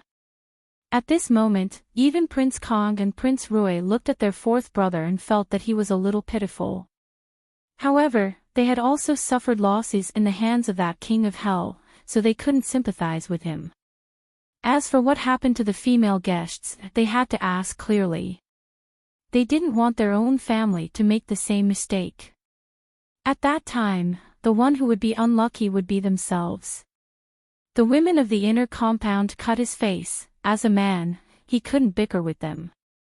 After all, no matter how much of a scoundrel he was, he still needed this kind of bearing, so only men like them could bear it. He was so righteous and confident, if it was someone else, they would be the same.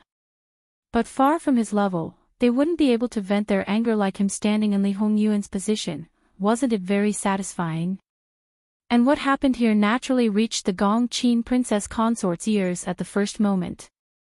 Her own prince was ruthlessly humiliated, 3 brothers were kicked until they vomited blood, her vision darkened, and she almost fainted. And when she heard the reason, she wasn't stupid, she could still connect the dots. She looked at Jingwan again, as if she was dipped in poison, but her lips trembled, unable to spit out half a word. Among the sisters-in-law, she lived the most unscrupulously, and the least needed to play tricks. In this aspect, she was naturally weaker, but that didn't mean she was like Luo Jingying, without any self-awareness. If she blurted out something bad, perhaps that king of hell would put the debt on her husband and her family. The consequences were absolutely not something she could bear. The so-called disaster from the mouth was probably like this. Jingwan was baffled by the Gongqin princess consort's gaze. What kind of life and death enmity was there? Mu Gonggong walked over to Jingwan, third miss. Unconsciously, there was a bit of flattery. Jingwan slightly retreated a step. The people around Jin Qinwang seemed to be a bit scary. Greetings to eunuch. What instructions does eunuch have? And it was better not to offend her future husband's steward. Seeing Jingwan salute him, eunuch Mu hurriedly avoided her. Even if he had 9 lives and 9 guts, he didn't dare to accept it. But at the same time, she also realized that she had gone overboard. It was true that third Miss Luo was Master's most cherished person, but she herself did not know awe. If her actions were too obvious, not only would she fail to please Master, but she would also be frightened. When she returned, she could probably prepare to die. Thus, she hurriedly straightened her face. Third young lady, this servant doesn't deserve this. Master asked this servant to inform Miss that Miss can return with your family. Since she was not happy to stay here, she naturally did not need to stay any longer. So to say, Gong Qin Wang's face change in expression should be related to Jin Wang. Since he had already asked her to go back, she was more than happy to do so. Anyway, if she hadn't been stopped, she would have already left. So she nodded, and then, she saluted everyone high and mighty. There was no need to call her family. Just now, when Jingwan was preparing to leave, they had already stood up. Jingwan looked at old Madame Luo and nodded her head without leaving a trace. Then, under the watchful eyes of everyone, the Luo family, led by old Madame Luo, slowly walked away. And the servants of the Gong Wangfu, without Master's permission, naturally didn't dare to stop them.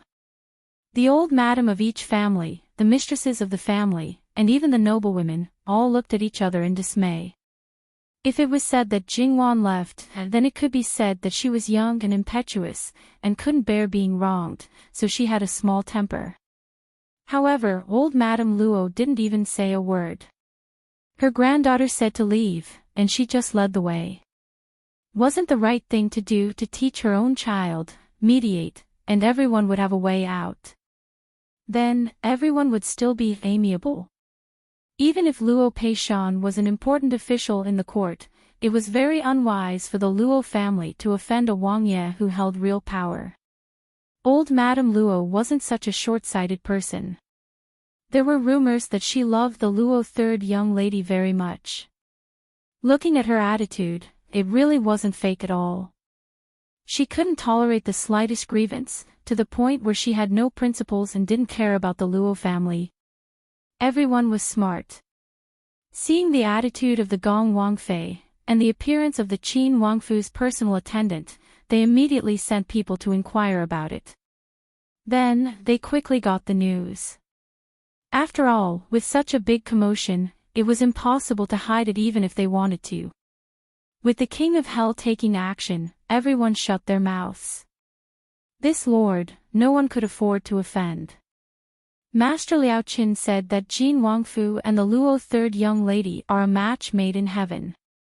The imperial concubine Nyang Nyang in the palace has already said that Jin Wangfu didn't bring bad luck to his wife, it's just that the marriage hasn't come yet. His Majesty also attaches great importance to it. Jin Wangfu's protection of the Luo third young lady, whether it's because there won't be another one if he misses this one, or because he really lost face, in short, the Luo third young lady who is connected to Jin Wangfu's fate cannot be provoked. A noblewoman said lightly. When the people around heard this, they nodded in deep agreement. The third miss of the Luo family looked gentle and kind, but if someone really provoked her, she would be a tough nut to crack. With her protective grandparents, great elder princesses' support, and the king of hell, whoever provoked her would be unlucky.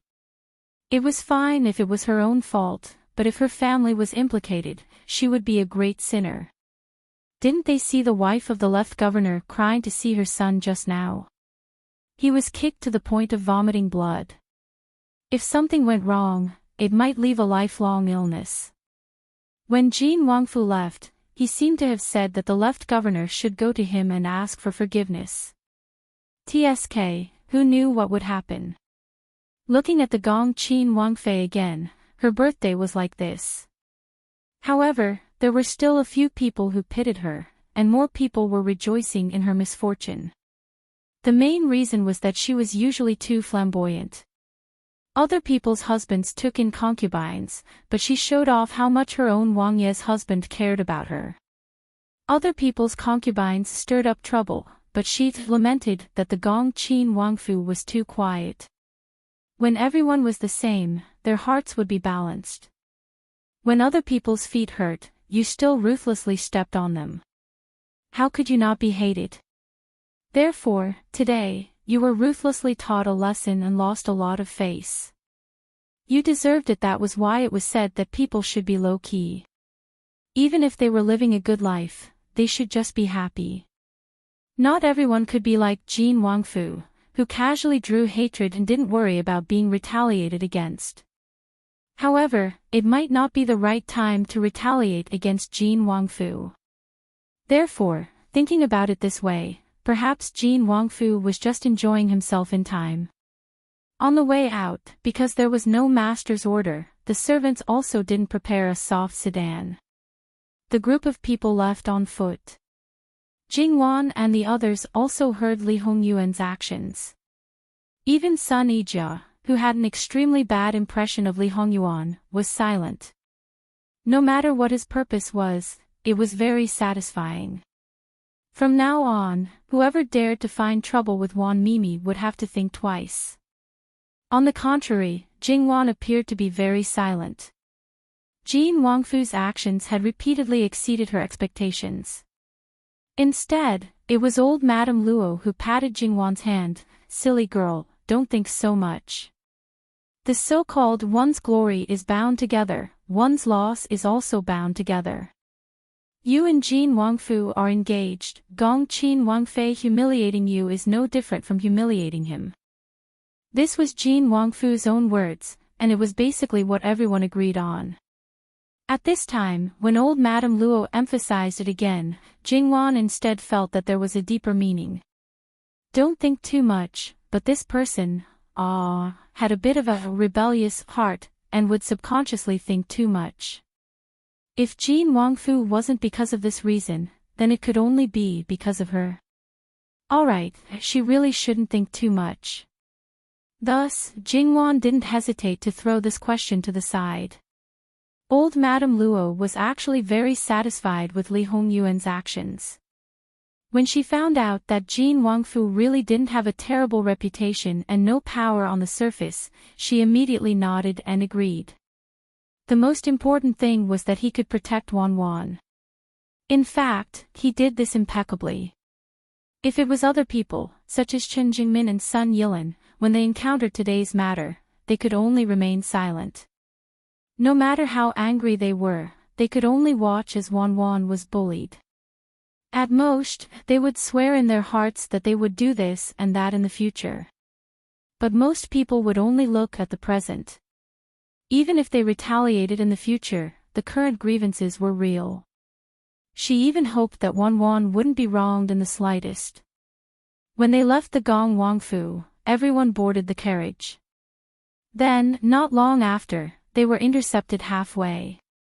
Daring to do this kind of thing so openly, other than a certain person, no one else could think of it. Fortunately, the only people who came with old Madame Luo were Jingwan and Sun Yijia. As for the others, even Wangsher didn't come. When Li Hongyuan found Luo Peishan and said those words, Luo Peishan basically repeated them word for word to his old wife. To let Wan be alone with him, to want her granddaughter to be pure and innocent and not be taken advantage of, that was absolutely impossible. But, could you stop him? If you really were stopped, you probably wouldn't be a living king of hell. So, this grandson-in-law, if you were satisfied with something, you would be very satisfied. If you were dissatisfied with something, you would want to chop him up. Old Madame Luo finally sighed and could only nod in agreement. She only hoped that Jin Wangfu wouldn't be too excessive. Li Hongyuan only had Gong Mama stay behind to serve, and everyone else was sent away. Sun Yijia watched as Jingwan boarded Jin Wangfu's carriage. It didn't have the symbol of the Wangfu, and it wasn't eye-catching. Thinking of his bad reputation, she was worried that Jingwan would suffer. Even if the two were engaged, as long as they weren't married, they would still be a single man and woman together. If people knew, it would also be bad.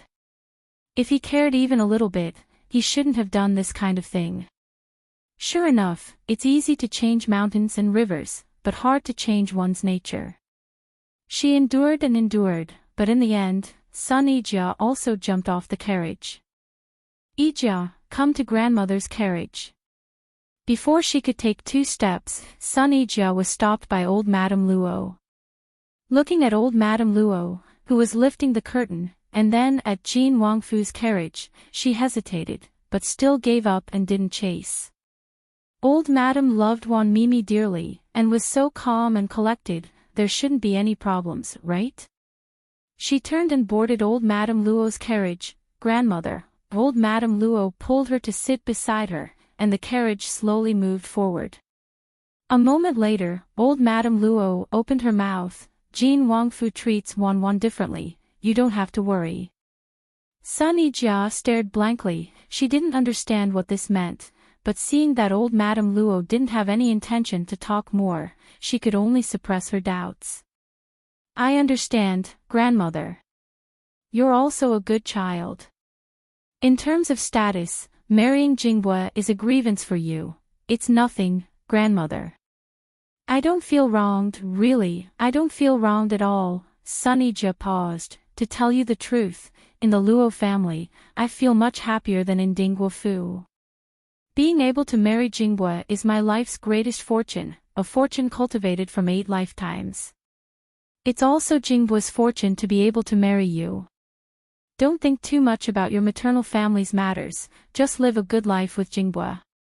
As for grandmother, I don't ask Wan to have great glory, splendor, wealth, and rank, I only wish for her to be well.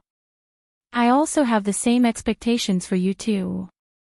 It's just that the heavens seem to want to shower her with riches and honor, but it's hard to predict whether it will be smooth sailing. She hopes that you too will be well, so you must be well. Sun Yijia's eyes reddened. How could she not know what old Madame Luo meant?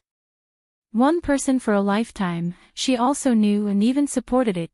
Grandmother, all right, stop crying, let's not talk about this. If you don't mind that grandmother is an old woman, you can chat with grandmother.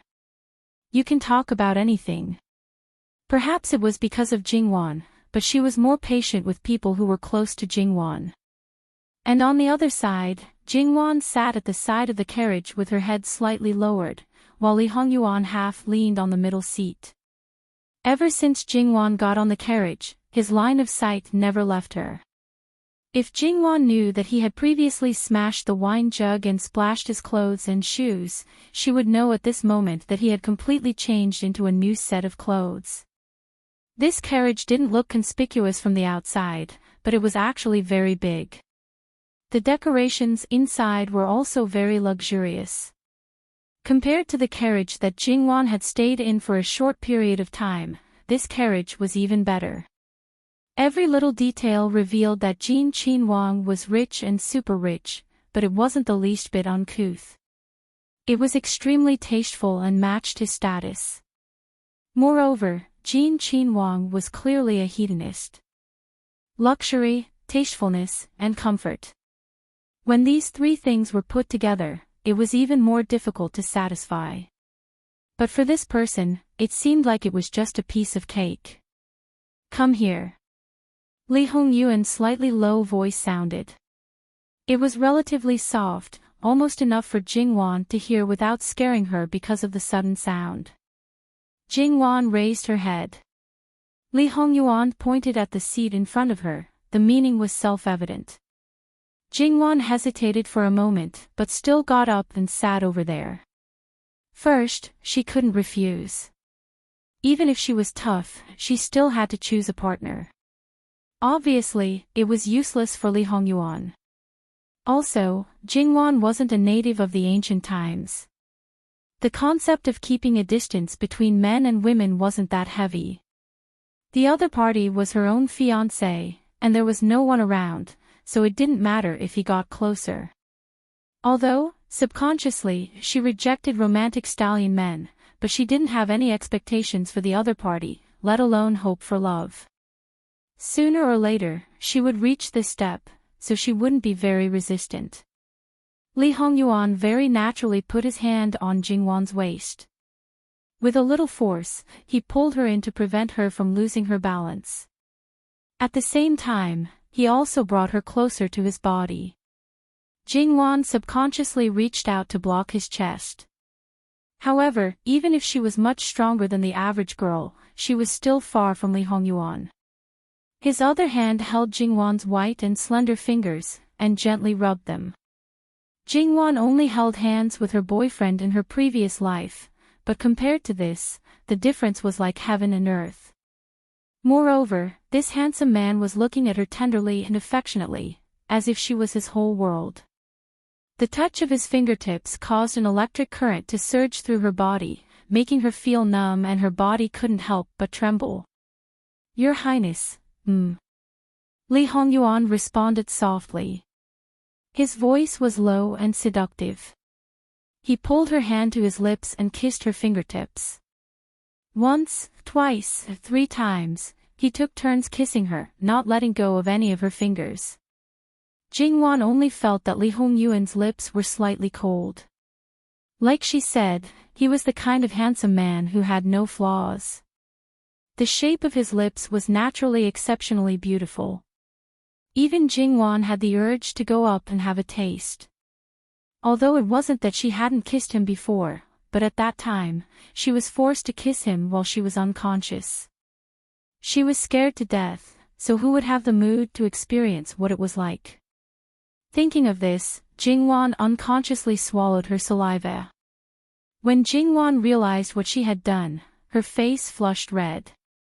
She lowered her head and wished that she could be an ostrich for once. Jingwan would never admit that she was a pervert. It was all this bastard's fault. Jingwan's series of reactions naturally fell into Li Hongyuan's eyes.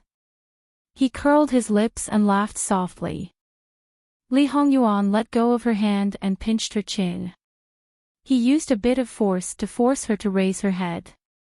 Then, his hand moved along her neck and clasped the back of her neck. At the same time, he used his hand on her waist to press their bodies together. Li Hongyuan lowered his head slightly. Their lips were extremely close to each other. "Let you have a taste," Li Hongyuan coaxed. His breath caressed her face. In this aspect, a certain king of hell was definitely at the elite level. Jingwan was probably even worse than a rookie. The difference between their levels was too great. She couldn't control herself and was about to die. A demon had appeared. Who would be kind enough to take him away? Seeing that they were getting closer and closer and were about to touch each other, Jingwan's head suddenly tilted back and her body began to struggle. However, her struggle was futile, and Li Hongyuan's eyes were getting darker and darker. "Wan, don't move. I'm going to get angry." It was more threatening than threatening. Jingwan was a little frightened by his eyes. He was temperamental. That's right. Li Hongyuan didn't insist on kissing her and leaned back. However, his hands weren't content. The touch on her waist and neck was gentle but couldn't be ignored.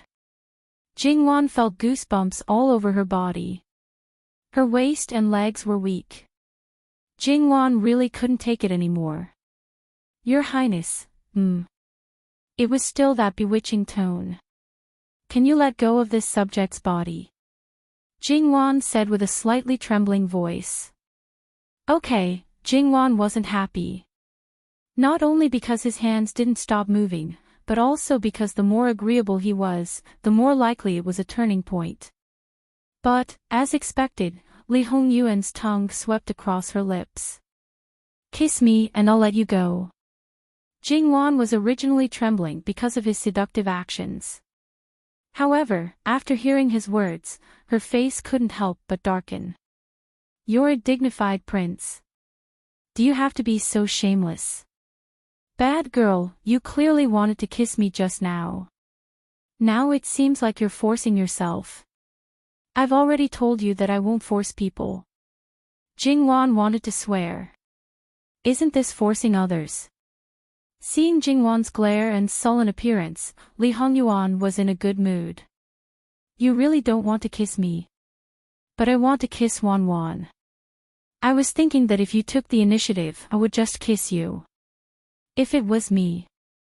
Jingwan suddenly leaned forward and pecked him on the lips before moving away. Your Highness, please let go. Jingwan's movements were too fast and too sudden. Li Hongyuan didn't have time to do anything even if he wanted to. He couldn't help but laugh. What a silly girl. Have you tasted it yet? This kind of thing should be experienced properly. Then, he told her how to experience it with his own hands. At first, it was just a kiss on the lips. Not long after, a certain someone was no longer satisfied with such contact. With a domineering force that couldn't be refused, he opened her teeth. It wasn't that he didn't kiss her deeply. It was just that when she was awake, that kind of refusal seemed even more wonderful. His lips swept across her pearly white teeth, swept across her palate, and entangled with her tongue to dance with him. He didn't know when, but Jingwan's action of pushing him out completely turned into an act of obedience. Not only her hands, but also her tongue. When a certain hand crept up to her chest, Jingwan's muddled consciousness seemed to finally realize that something was wrong. She suddenly woke up and retreated. She pressed Li Hongyuan's hand down and glared at him angrily. Li Hongyuan licked his lips as if he hadn't had enough. He looked at Jingwan and curled the corners of his mouth. There was an inexplicable sense of wickedness and mockery in his voice. Wan, do you think that I don't have enough strength? So you want to press harder? Jingwan was a little confused at first. Only when the hand squeezed her chest did she react. Bastard! At the same time, she slapped his hand hard. From the sound of her voice, it was clear that she didn't show any mercy. This time, it was Li Hongyuan's turn to be startled. In his previous life, he seemed to have only been beaten by his father. This kind of method, this kind of person, was really fresh. Li Hongyuan looked at the back of his hand that was a little red. Should this prince be glad that Wan didn't slap my face, Jingwan pursed her lips. She was also angry out of humiliation, so she subconsciously slapped him. One must know that there were only a few people who dared to hit this prince. And the ones who really did it were probably Emperor Luqing and noble consort Su. If an ordinary person dared to hit him, it would definitely be a serious crime. However, he had already hit her. Li Hongyuan pinched her chin. After hitting this prince, shouldn't you immediately ask for forgiveness? TSK, if it's you, you're the one who's wronged first. This subject's daughter is rude. Your Highness, please forgive her. Li Hongyuan was a little surprised. I thought that you would resist to the death and not admit defeat. Last time in the palace, when I wanted to flog you, you didn't even frown. How can it be the same? It's not my fault. So, Wan now feels that she was wrong. It's not enough to admit that she was wrong. She still has to change. This person had already been slapped. How could she change? Moreover, she didn't think that this matter was her fault. But forget it. She couldn't get through to these people who were under the imperial power. There was no need to resist to the death. She looked at Li Hongyuan with vigilance. What does your highness want? Li Hongyuan first tapped his lips. Wan, you can either compensate me or let me hit you back. Jingwan looked at him, then closed her eyes. Your highness, you can hit me back. Seeing that Jingwan seemed to be facing death with equanimity, Li Hongyuan's hand on her waist slid down to her buttocks, then he leaned close to her ear. If you want to hit me, you should hit me here. Moreover, you should take off my pants and hit me. Jingwan immediately opened her eyes and grabbed his collar. How could he be so shameless? Even if he had a bad record, she didn't have a bad impression of him from the few times she had met him. She thought that he was actually very cultured and didn't lack gentlemanly manners. Why was there such a big difference? You were just a subject before. Now you're my fiancé. Of course it's different. It turned out that Jingwan had voiced out her thoughts in a fit of rage.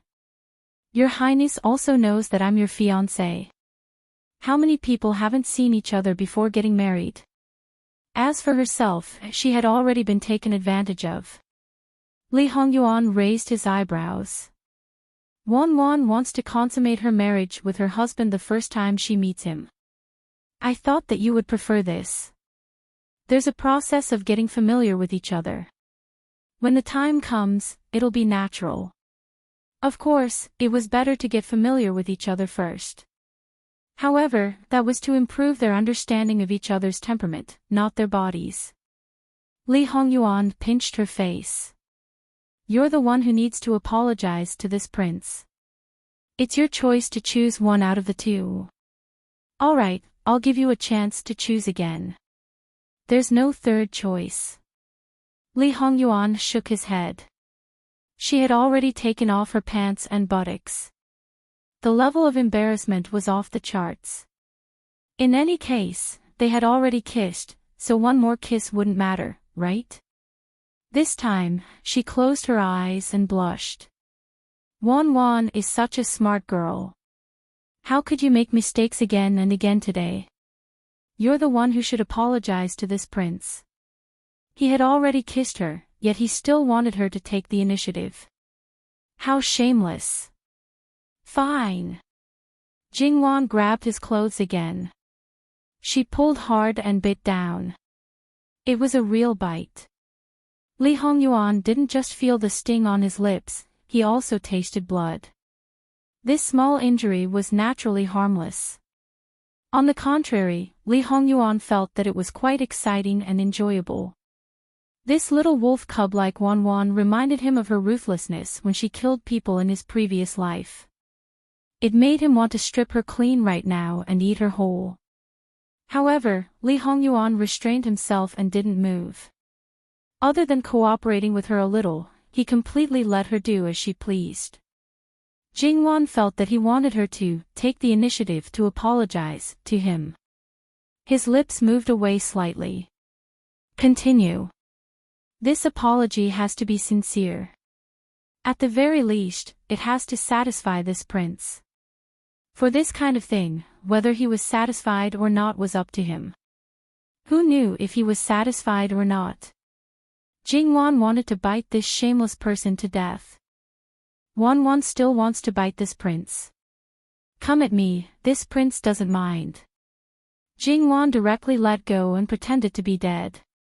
She didn't want to pay attention to him anymore.